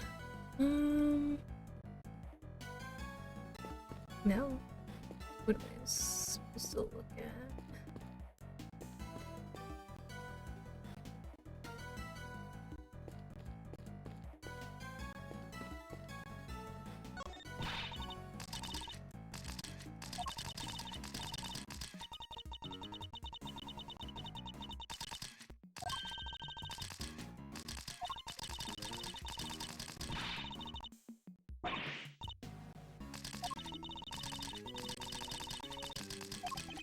And I don't think we want to.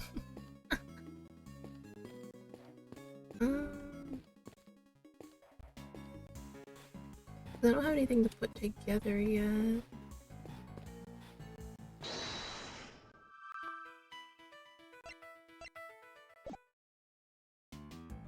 I did talk to everybody.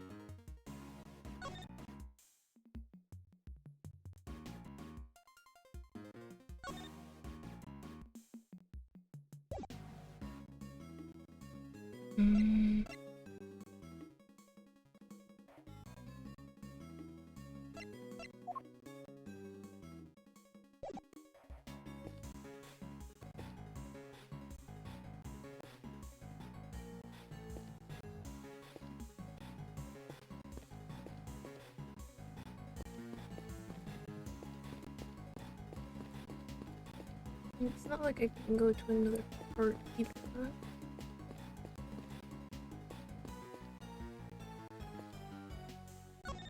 Hmm.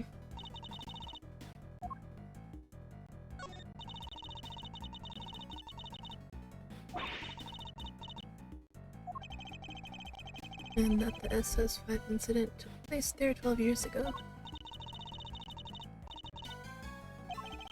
And they killed Mr. Aldown, the only witness that we know of, anyway. They kept all the details secret for all those years. The more I think about that,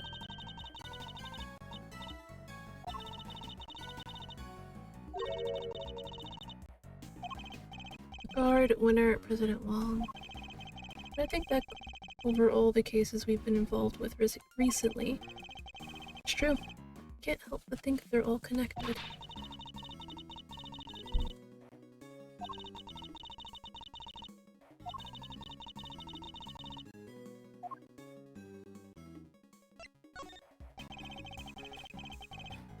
So we're calling on Mr. Thieves' help once again.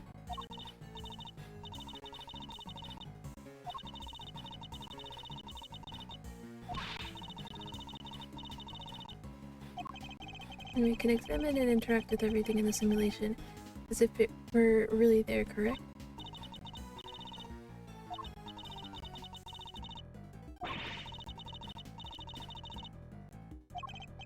Alright, I'm counting on you should the time come.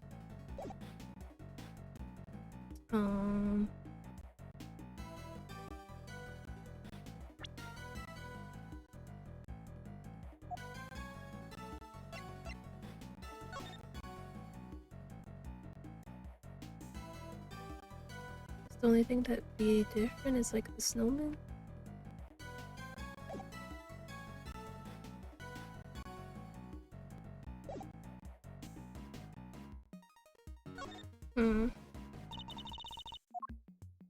Let's see.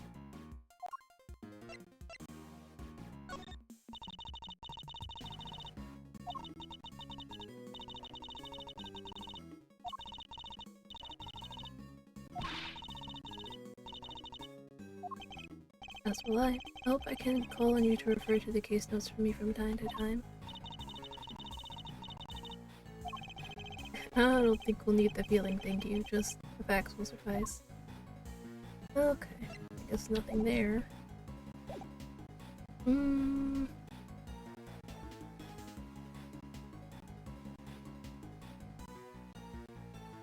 What haven't I done?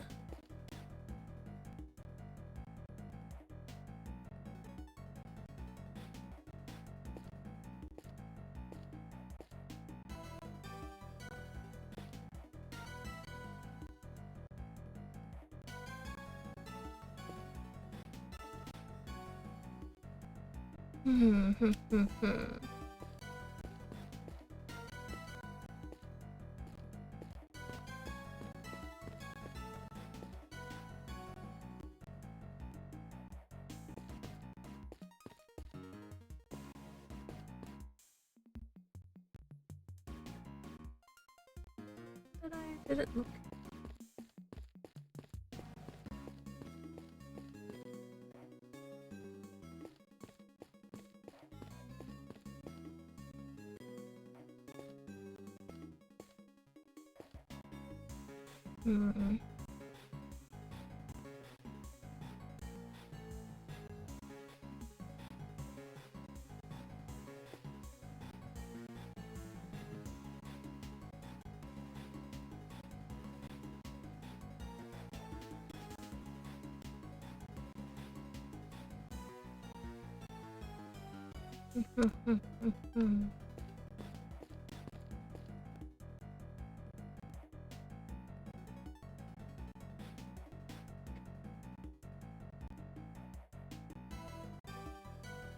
Okay, well, there's nothing else to look at then. I guess I have to keep that.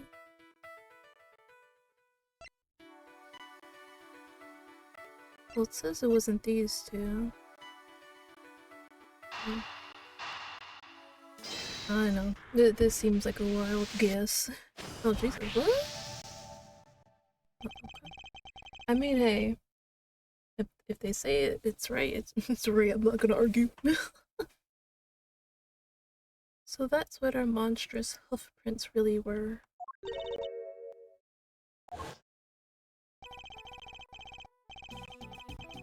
All the arrangement of the prints. Now compare it to that of the planters.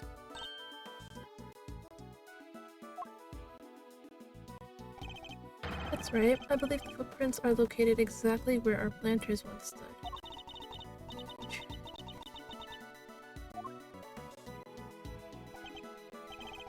He was. Then why might he have been doing that? We have a piece of evidence in our possession that answers exactly that question.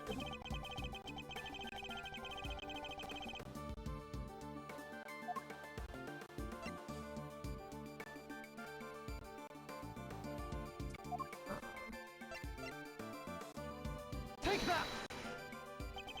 Recall, if you will, the report that Warden the Guard sent to Chairman Winter. In it, she mentioned something that had been laid to rest in front of a planter.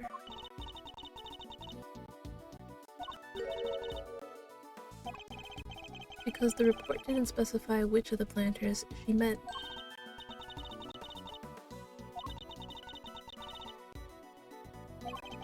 I imagine so, yes.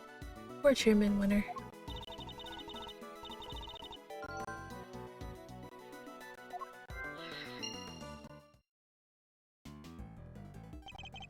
I think that's all about I think that's about all we can learn from the scene for now. That would be very much appreciated. You take us back to the moment at which the victim witnessed the kidnapping.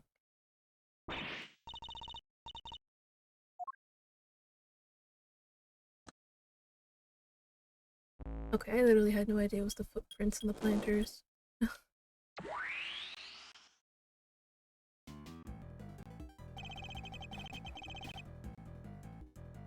There's Mr. Aldown in the middle of the planters.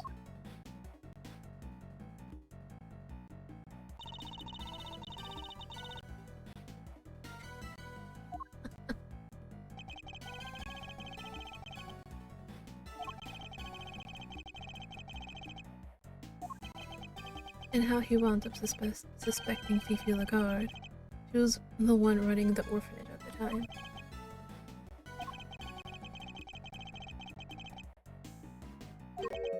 He did?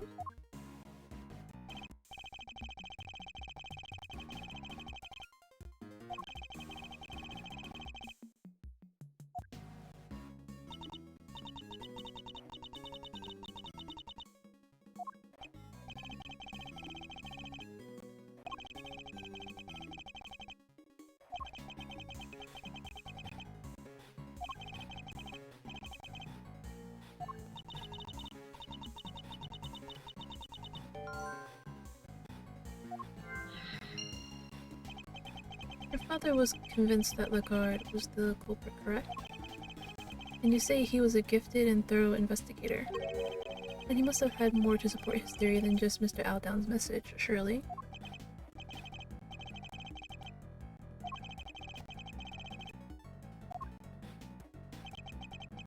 Agent Long's father, Long Long, trusted ally and confidant of President Wong. He discovered truths that were subsequently suppressed by Chairman Winter. Our first priority should be to find out what they were.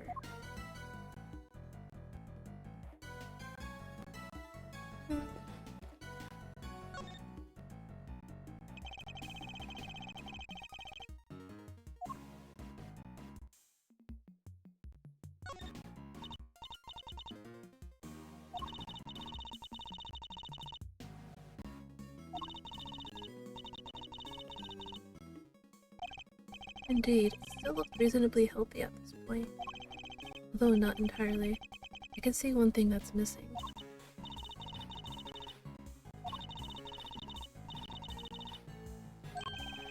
You think one of the orphans took it? I'm not so sure. In fact, I think it was grabbed by someone else entirely.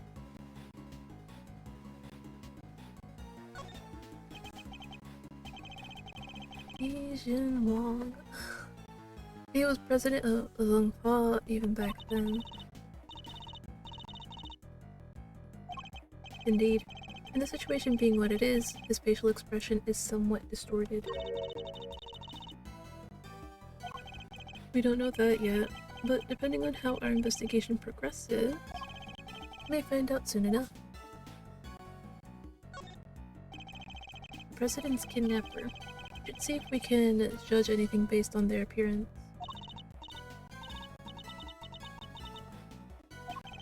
The first thing to note is that they're holding the president at gunpoint.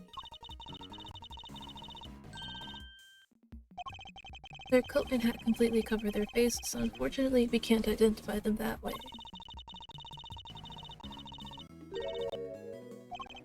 And they seem pretty relaxed. I don't think they're particularly nervous. Okay, that's... Well, yes, but I didn't mean it like that.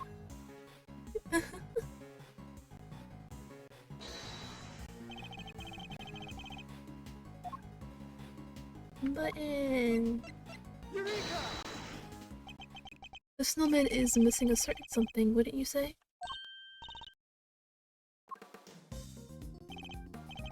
Indeed. Luckily we managed to locate it.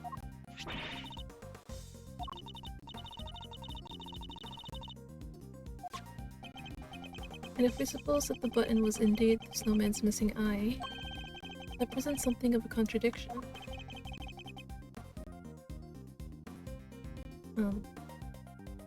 Victim's location. And the victim was clutching the button, and the button was covered with his blood, which means he must have grabbed it after being attacked. Let's run a little hypothetical, shall we? What if after being struck, Mr. Aldown lost his balance, and reached out to grab something to steady himself? The snowman. The snowman wouldn't have supported him, but he would have grasped the button and continued falling.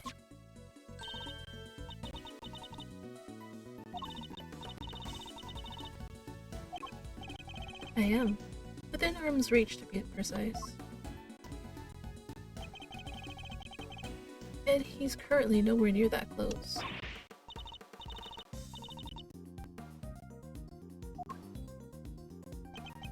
What if they weren't his footprints?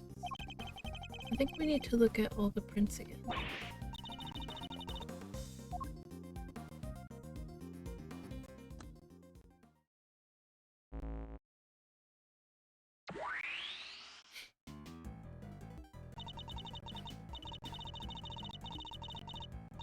But yeah, it matches with the shoes, it doesn't match with his actual foot. Let's take another look and see if we can figure it out. Can you really be sure that these are Mr. Aldown's footprints?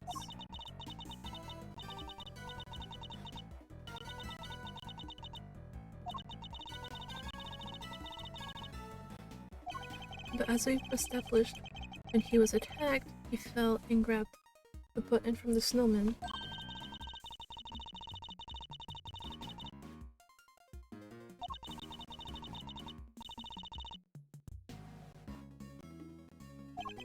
I think we can be reasonably certain that the prints were made by the shoes the victim was wearing.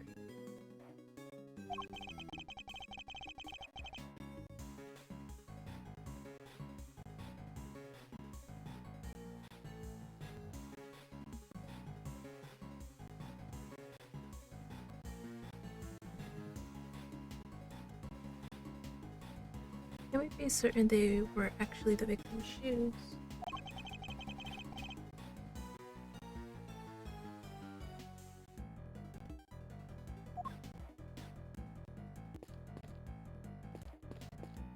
Because look at how they don't fit.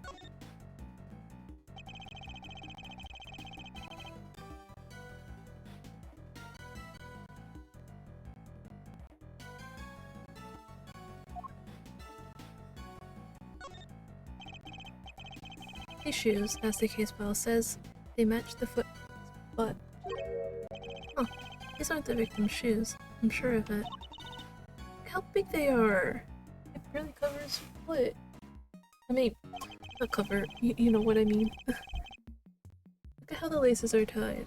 Don't they look a little strange to you? Why are you talking about the laces? Look at all that space! What's more, they don't appear to fit properly. That should have been your first thing. Don't fit properly.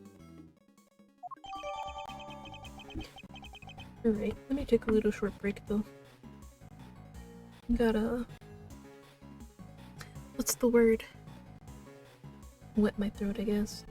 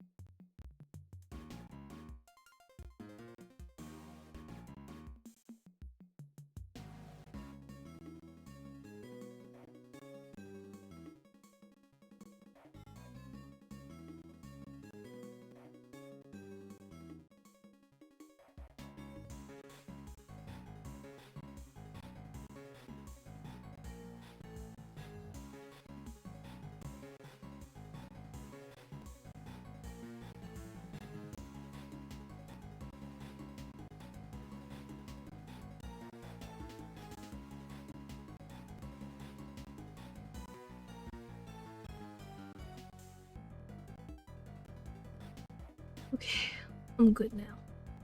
I'm good.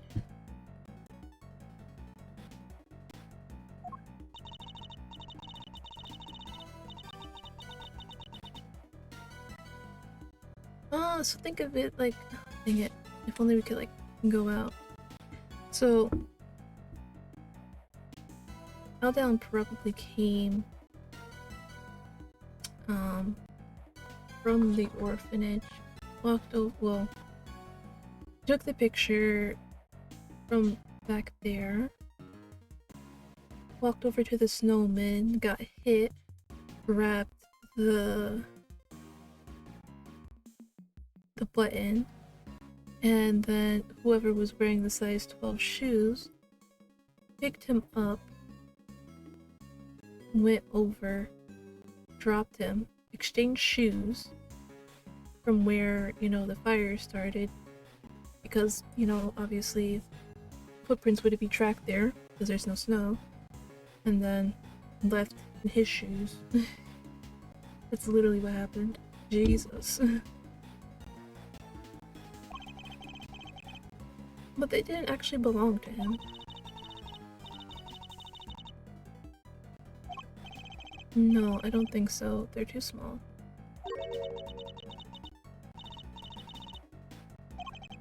That's easy enough. He didn't walk. He was carried by the killer. Then where did the murder take place? Is it really over by the snowman as we suspect?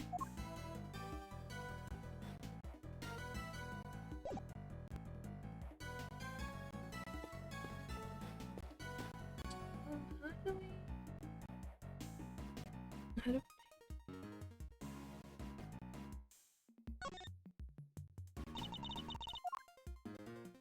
Here we go.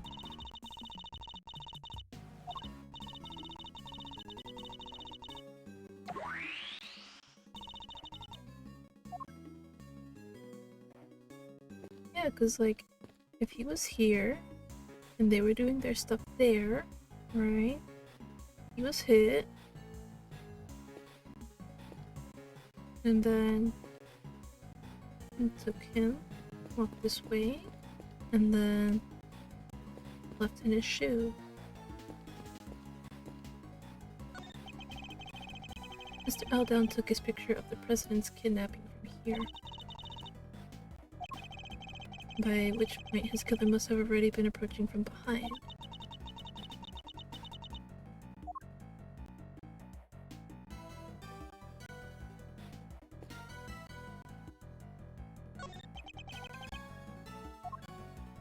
Lanterns.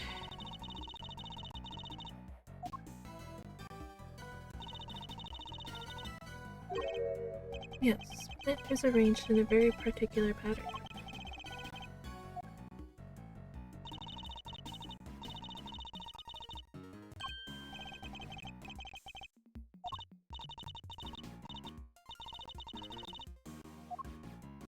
Oh yeah, I mean, we essentially read this before.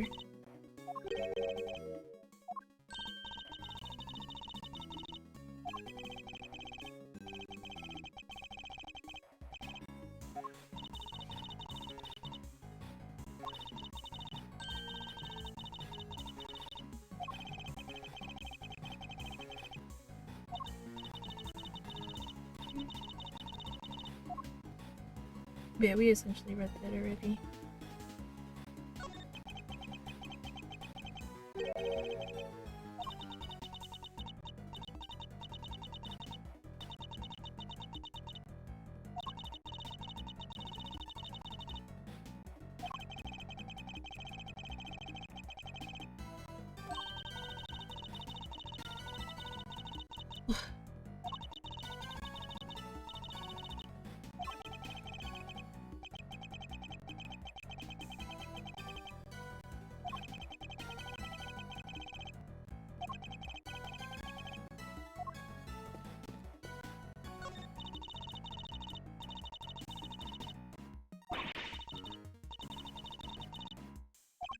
Never mind its weight and size. I think we need some slightly more in-depth analysis here.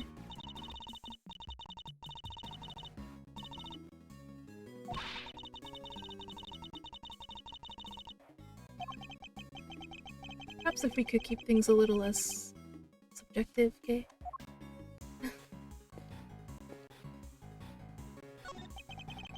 This was how things looked right before the president was presumably led away at gunpoint. Indeed, and Mr. Aldown captured this little scene on camera from over by the planters. But if he did, then how? Precisely. I think we need to look at the situation again at a different point in time. Okay. Oh, we have to go back.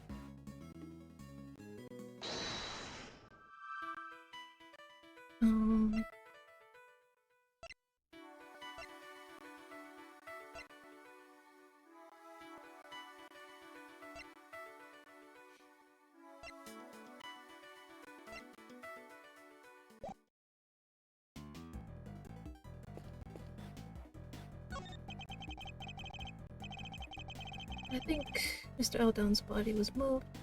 How else do we explain the button clutched in his hand?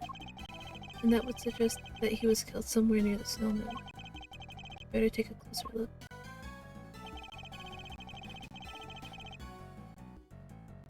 Is there? Oh, there is a brick missing.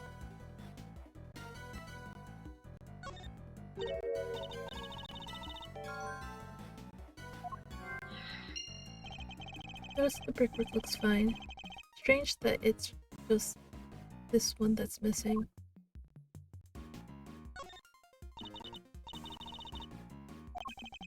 It can't be helped.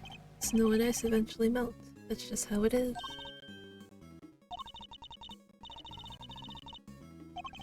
All you have to do is wait, Kay. I have to work to solve those mysteries.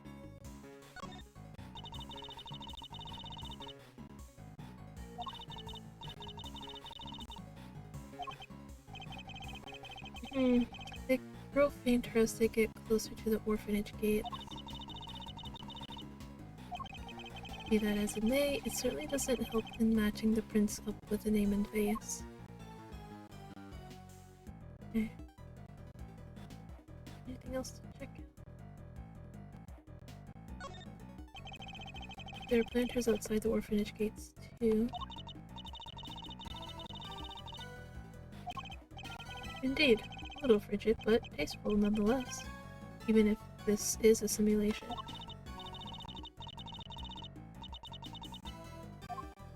Okay, please. Now's not the time. Alright. This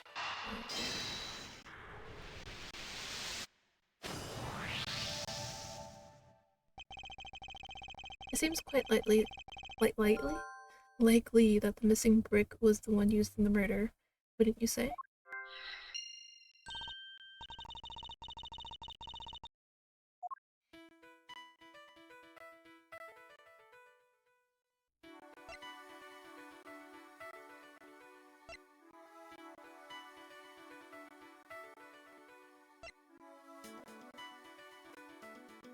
Do I connect B? Or is that still a little presumptuous? Yay! I think we have to conclude that the murder actually happened over by the snowman. Indeed. What's more, if the murderer took the brick from right by the snowman, and then tried to sneak up on the victim all the way over by the planters. Exactly. I think we need to update the simulation, Kay. Mr. Aldown wasn't standing by the planters. He was next to the snowman. Which means somebody took the picture. Fifi took the picture.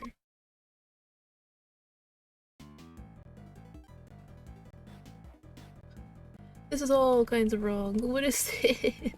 What is this?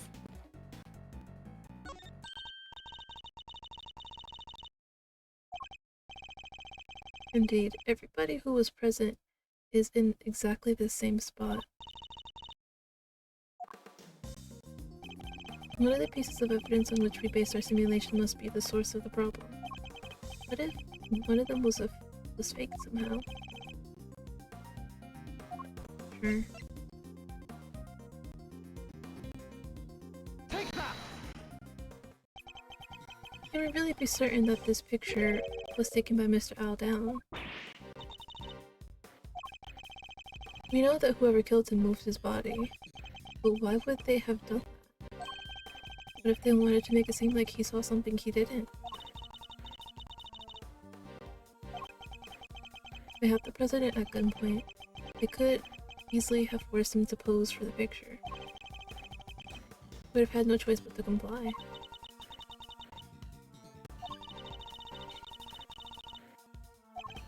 Indeed, I imagine his killer probably removed the film that was already in there, then replaced it with another, thereby ensuring that the only picture found was the one they staged.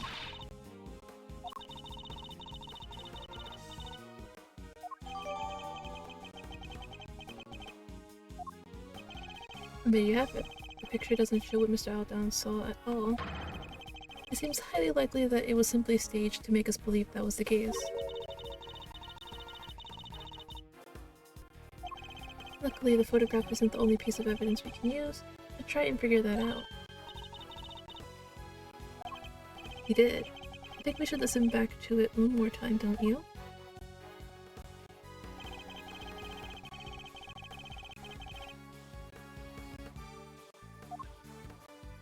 I mean, if he was here... And it could only have been here. Like, yeah?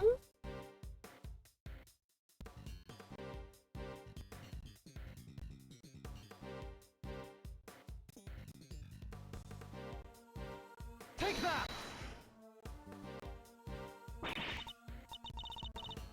Hold on, can I listen to it again? Because they didn't give me a chance to like go back and listen to it. I don't like that.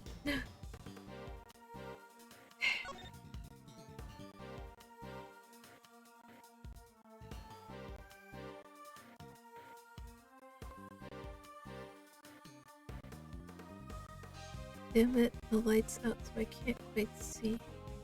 But it looked like he was being kidnapped.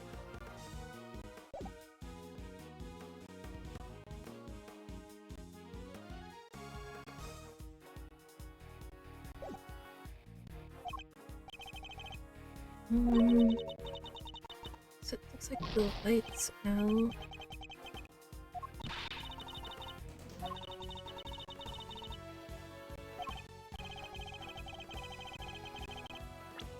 What do you mean he mentioned stuff? All he did was mention... So, President Wong is here for some reason. There's another. Damn it, lights out, so I can't quite see, but it looks like he was being kidnapped. Anyway, probably nothing, but I thought I should let you know. We're dying.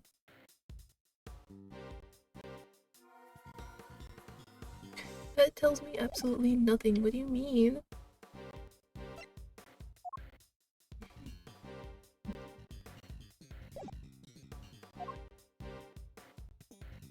But he did say lights out, so...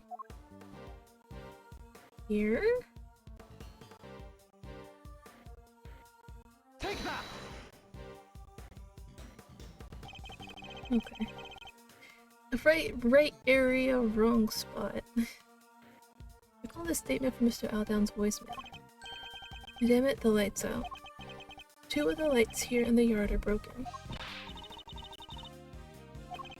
Alright, did you update the simulation to reflect everything we've learned?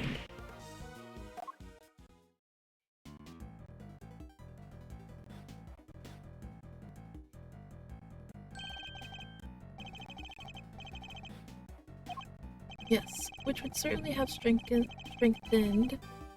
Oh, I did not know you could play Warframe on the Switch. Interesting. I will have to ask Dawn about that later. But give me 1 second. Sorry.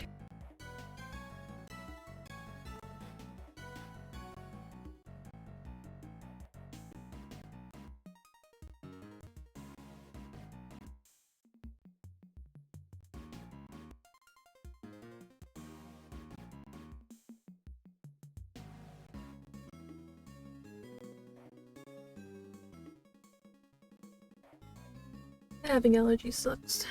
Alright. Yes, which would certainly have strengthened the theory that they were connected to the orphanage.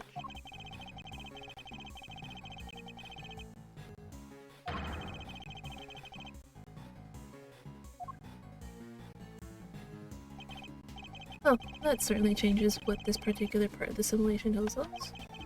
I imagine it will also affect our understanding of the scene from when the body was found.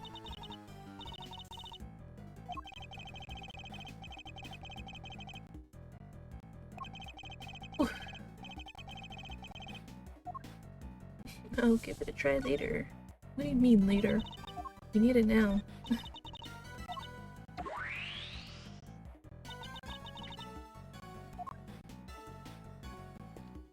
God.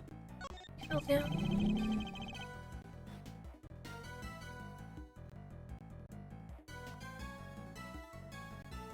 So this is where Mr. Aldown really met his fate. But he was moved in order to make the scene consistent with the staged photograph. Over to the spot between the planters.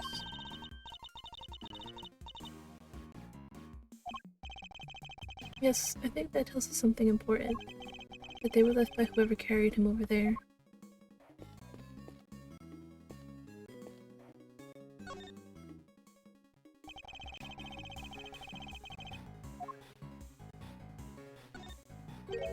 And blood on the snow. A lot of it. It certainly looks as if a murder occurred here, doesn't it? It did. I think this blood might belong to somebody else.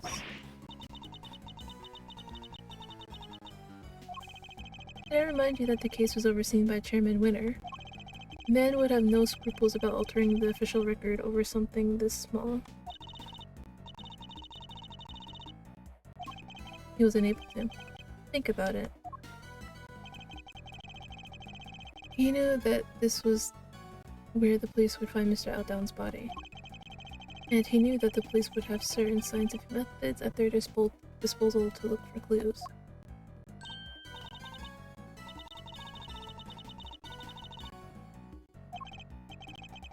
Exactly. He would have been able to clean it up to the point where it was undetectable. Far easier to falsify the results of any such tests when they came back in. It would simply have been a matter of replacing the official results with a doctored copy.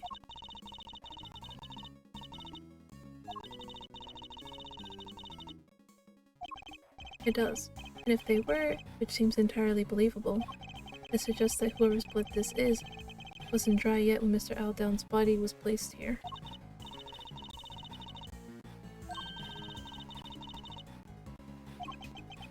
I think it does, yes. But if that's the case, doesn't that present something of a contradiction?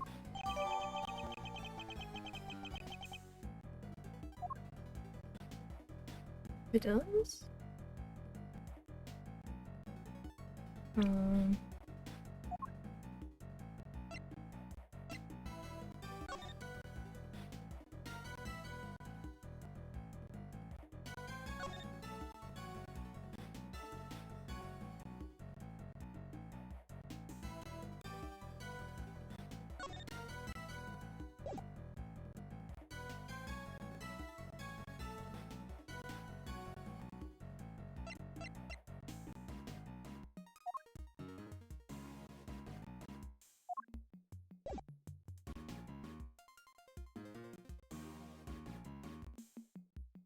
It does?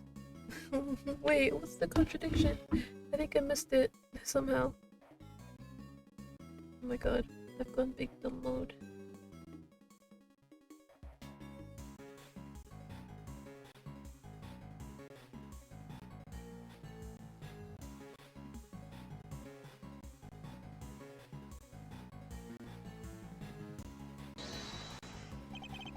Let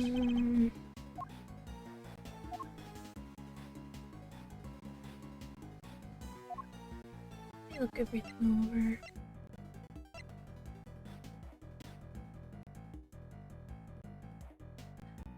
Oh wait, right! Cause wait,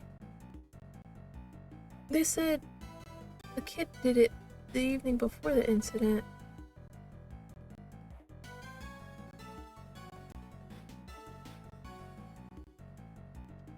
Hold on. And it melted all the snow.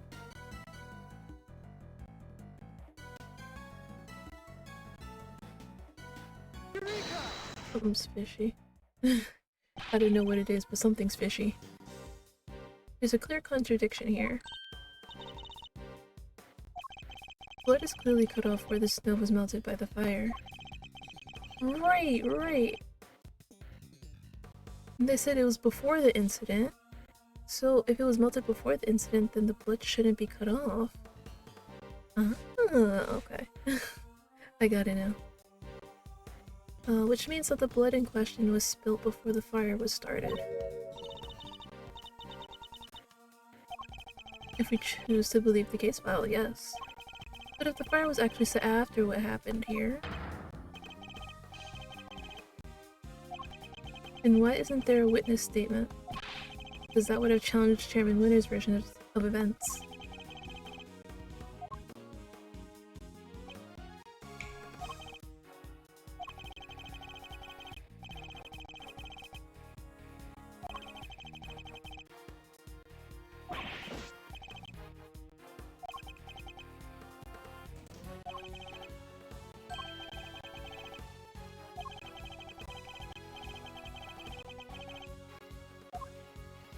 my gosh, we're getting to it, guys. We're getting to it. You should? Kind of something exactly.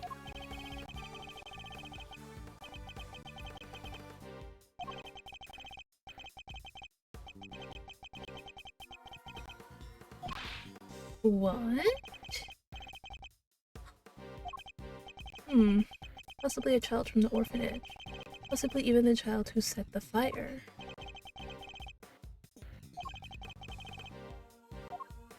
Oh my god, guys, we're really digging. Oh my god. I really want to get to the heart of the matter. Truly.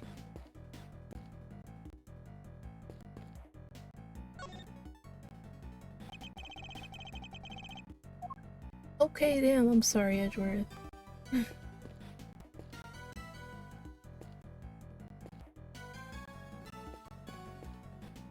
Alright. Oh, there's anything else here, is there?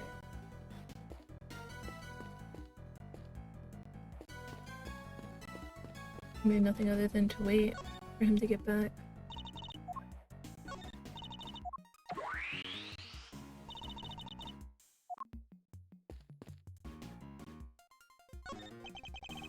There's no mistaking it. This is where Mr. Aldown actually took his pictures, before being attacked by the murderer with a brick from the planter just behind him. After being attacked, he collapsed, grabbing the snowman's right eye as he fell.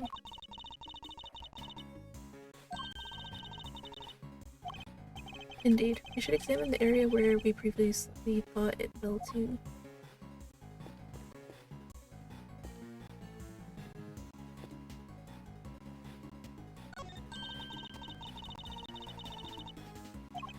Yes, which pretty clearly suggests a link between the kidnapping and the orphanage.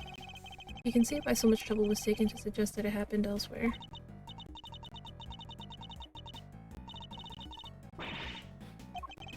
Not to mention disposing of Mr. Aldown's camera film and forcing the president to pose at gunpoint. They must have put in some new film, then staged the photo immediately afterward. Certainly doesn't help that the SS case file was classified until just recently. Indeed, although much still remains unclear. We need to look very closely at the differences between this and the previous simulation. uh,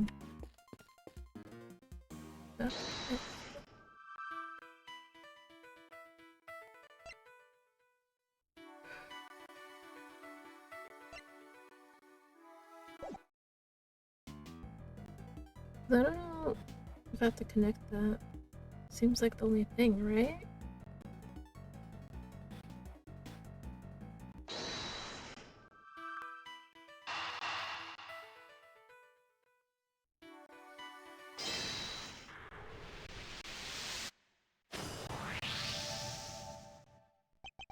If Chairman Winter was involved in President Wong's abduction, then it seems likely that whatever he dug up yesterday has something to do with the kidnapping. Who?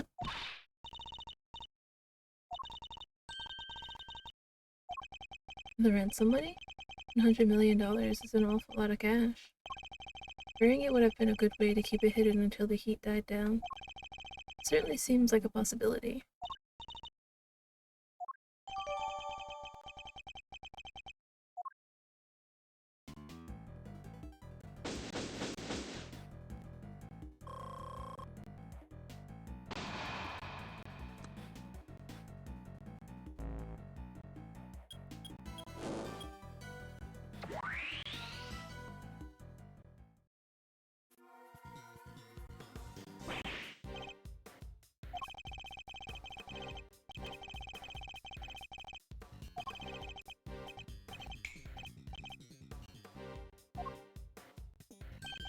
Let's take a look at this mysterious picture, shall we?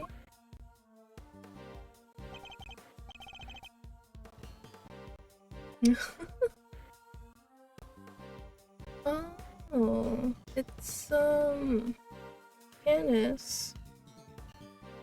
And he had his dog, and that's the president with his doll, when it still had both the horns.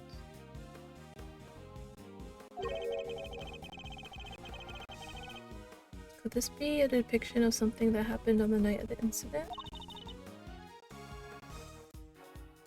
Oh, and he had the lion lilies too.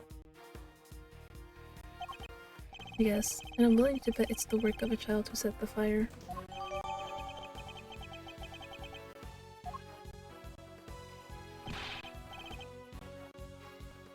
Wait, is that rabbit supposed to be held down?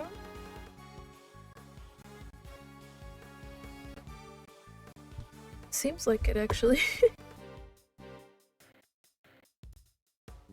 Yep, that's definitely Canis.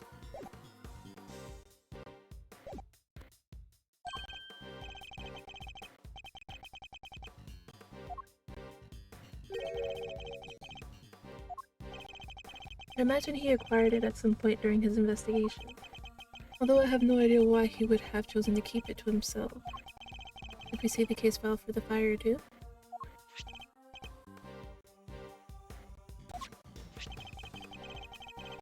If you'll just give me a moment to read through it.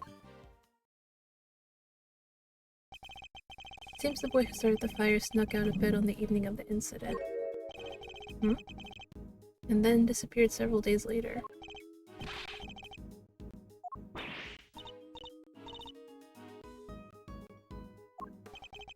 Sadly, not unimaginable.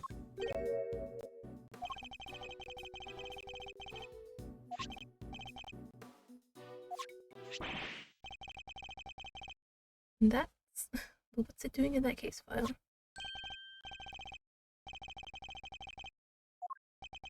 Something very much like it, yes. You have a piece of evidence that could well be connected. Oh jeez. Take that!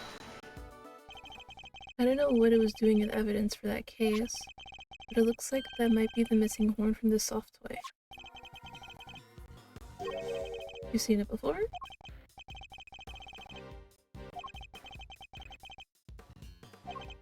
I see. It has a special device inside it that plays a recorded sound when you twist the horn.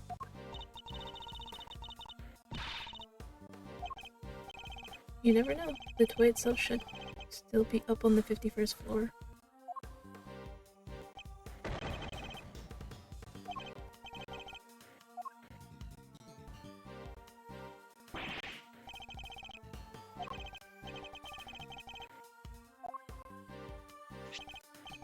Well, does the horn found at the orphanage fit the president's plushie?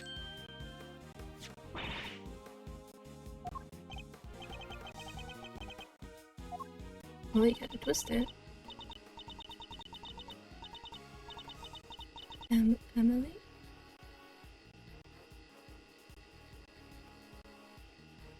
Amelie? Is it Amelie?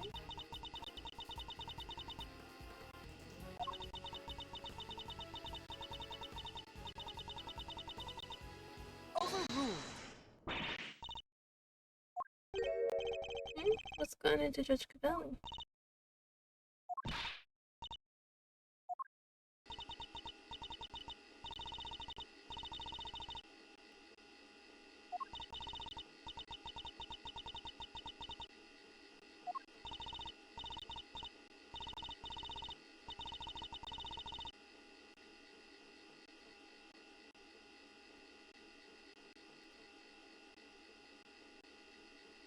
I'm sorry, what?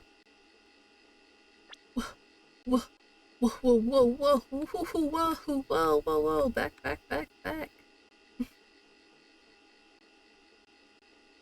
Is her name not Verity?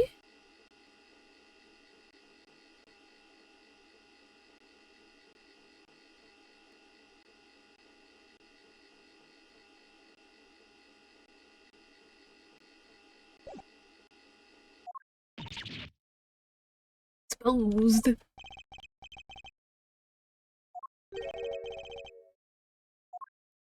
Um.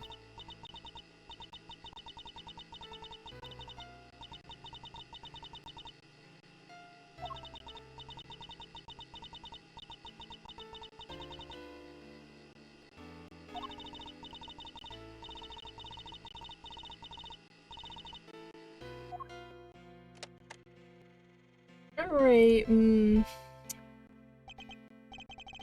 oh no.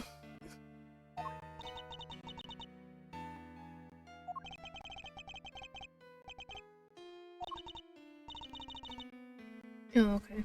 I was about to say, hold on now. Hold on now. I was about to say she lied to us about her name too. Okay. I mean, that's still nice of her though.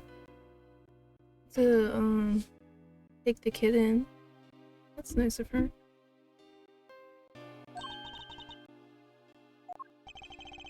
And he was aware of this?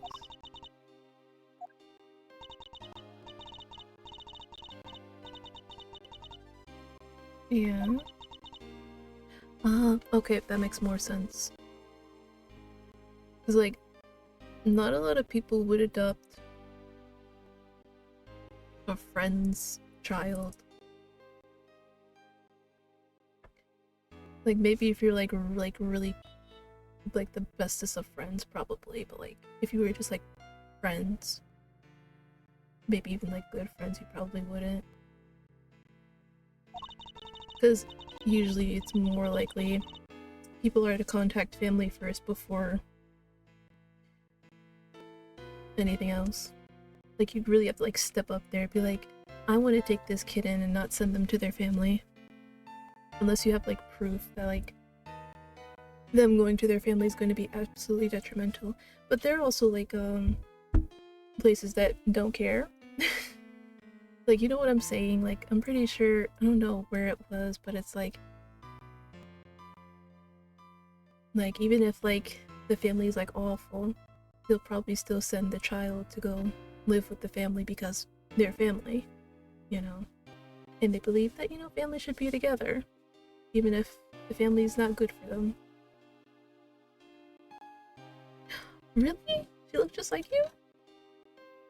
Damn, she must have been really pretty. Holy hell.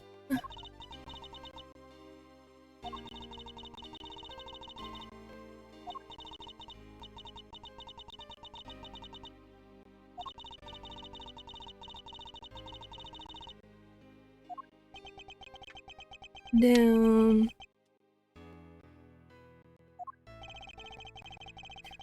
What is it with Ace Attorney and killing off dads? Sean's dad, Edgeworth's dad, Kay's dad. Oh my god. So many dads keep dying in Ace Attorney.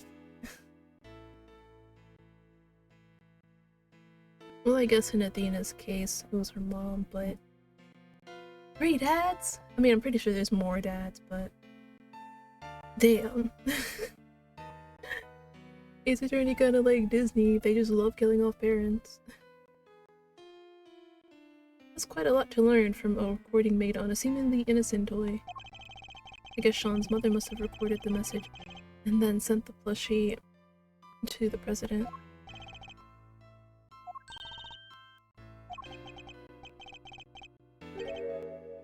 Yeah.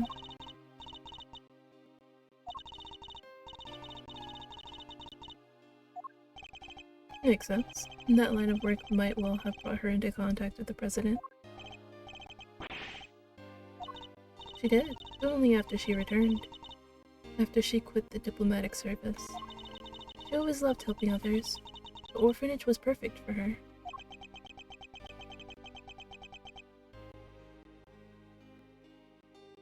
Wait, when did the case take place? The 10th, right?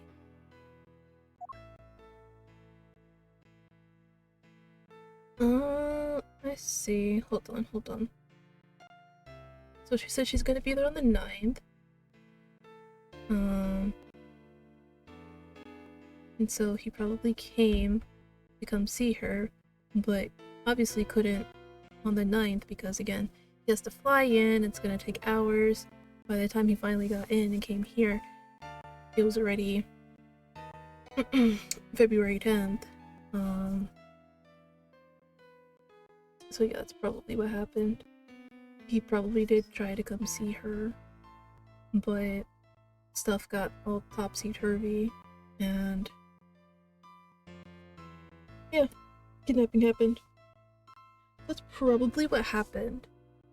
He wanted to go see her without basically, Xia Long's dad knowing. I forgot what his dad's name was already.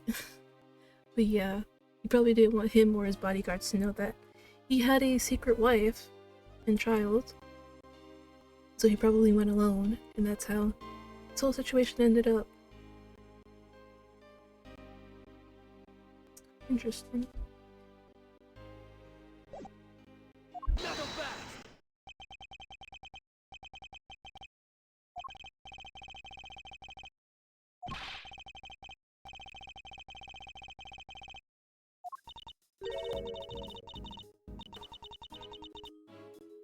Huh. But yeah, you know, like I said, Mr. I didn't think, you know, it was this. Maybe she just, you know, couldn't make it. Because again, like she said, she has a baby and, you know, babies require a lot of work. So, you know, maybe she was tired or something. But, you know, also being Tail would also cause you not to go.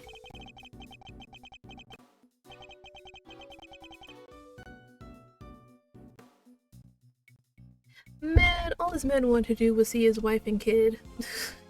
That was so... Damn. I bet that was Trim and Winter's doing. Though, sadly, we can't prove it. Damn. Then she died 5 years ago. This can't be easy for Sean.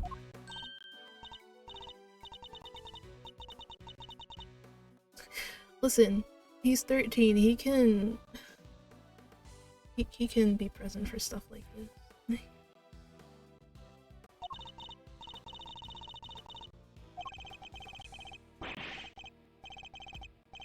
Right. You're treating him like he's 5. He's not 5.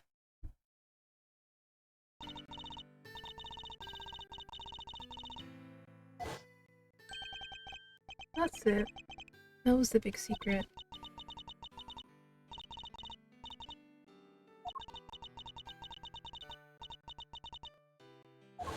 Aww. It makes sense now. No wonder Judge Cabell was so keen to avoid sharing the details of their meeting.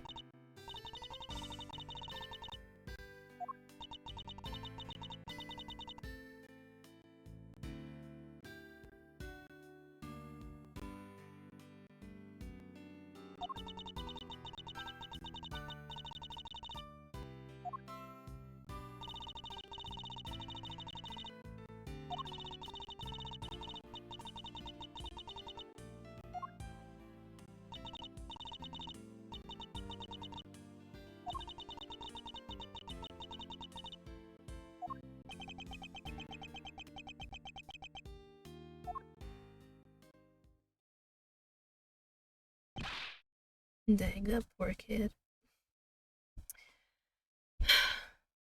I mean, but then again, it's also kind of like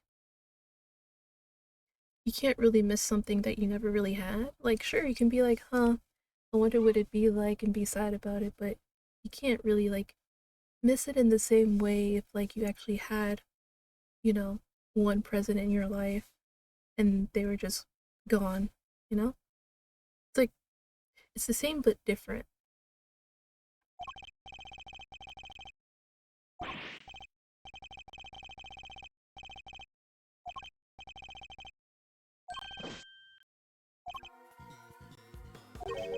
The president's will, huh?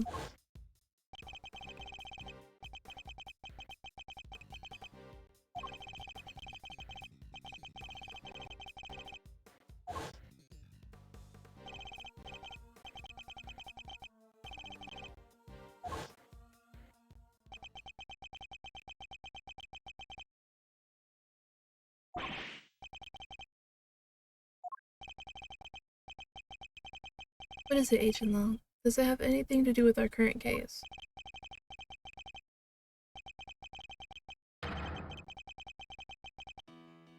Mmm.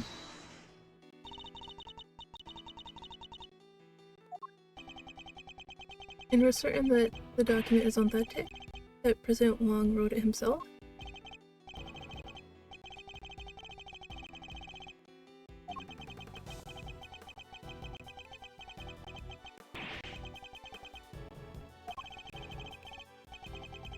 Juan was a renowned world leader.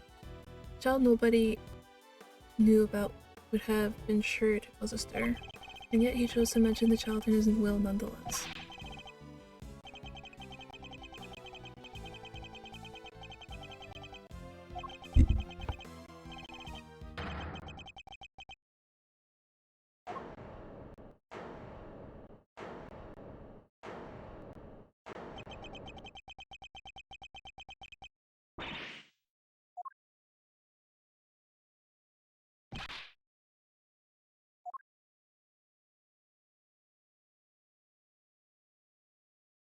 Nah, Edgeworth knows, well, losing your dad at a young age. And especially thinking you're the one who killed him? Oh my god. He knows all too well. Man. See, not gonna, I'm getting I'm getting teary-eyed. Oh my god. Oh my god. Yeah, there's literally no better person to talk to Sean than Edgeworth right now. He knows exactly what he's going through. Thinking, man, I killed my father and living with that guilt for the rest of your life. Well, luckily for Sean, that probably won't have to be true. Because Edgeworth is probably gonna solve all the mysteries for him. But Edgeworth didn't get that kind of grace when he was young. But we will find out next time what the hell happens. Cause one, I'm hungry. It's like getting close to dinner time. And two, my throat can use a break. So anyway, we're gonna read Tones. He's playing Undertale. Honestly, I need to start playing Undertale again. I'm not entirely sure if I. Ow! Ow! Sorry, I like accidentally pulled on some hair. I don't know if I'll stream it again, but I'll try streaming it again, see how I feel. And if I'm not feeling it for stream, then I'll probably just maybe do like recordings for it, like I'm doing with Cereza and Slow Damage. But yeah, anyways, hope you guys have a great rest of your day, and I will see you tomorrow for Ebihime's visual novels. Yes, I finally remembered something from my schedule. We're just going to be doing two. I don't remember their names, but yeah, we'll be doing those. Bye!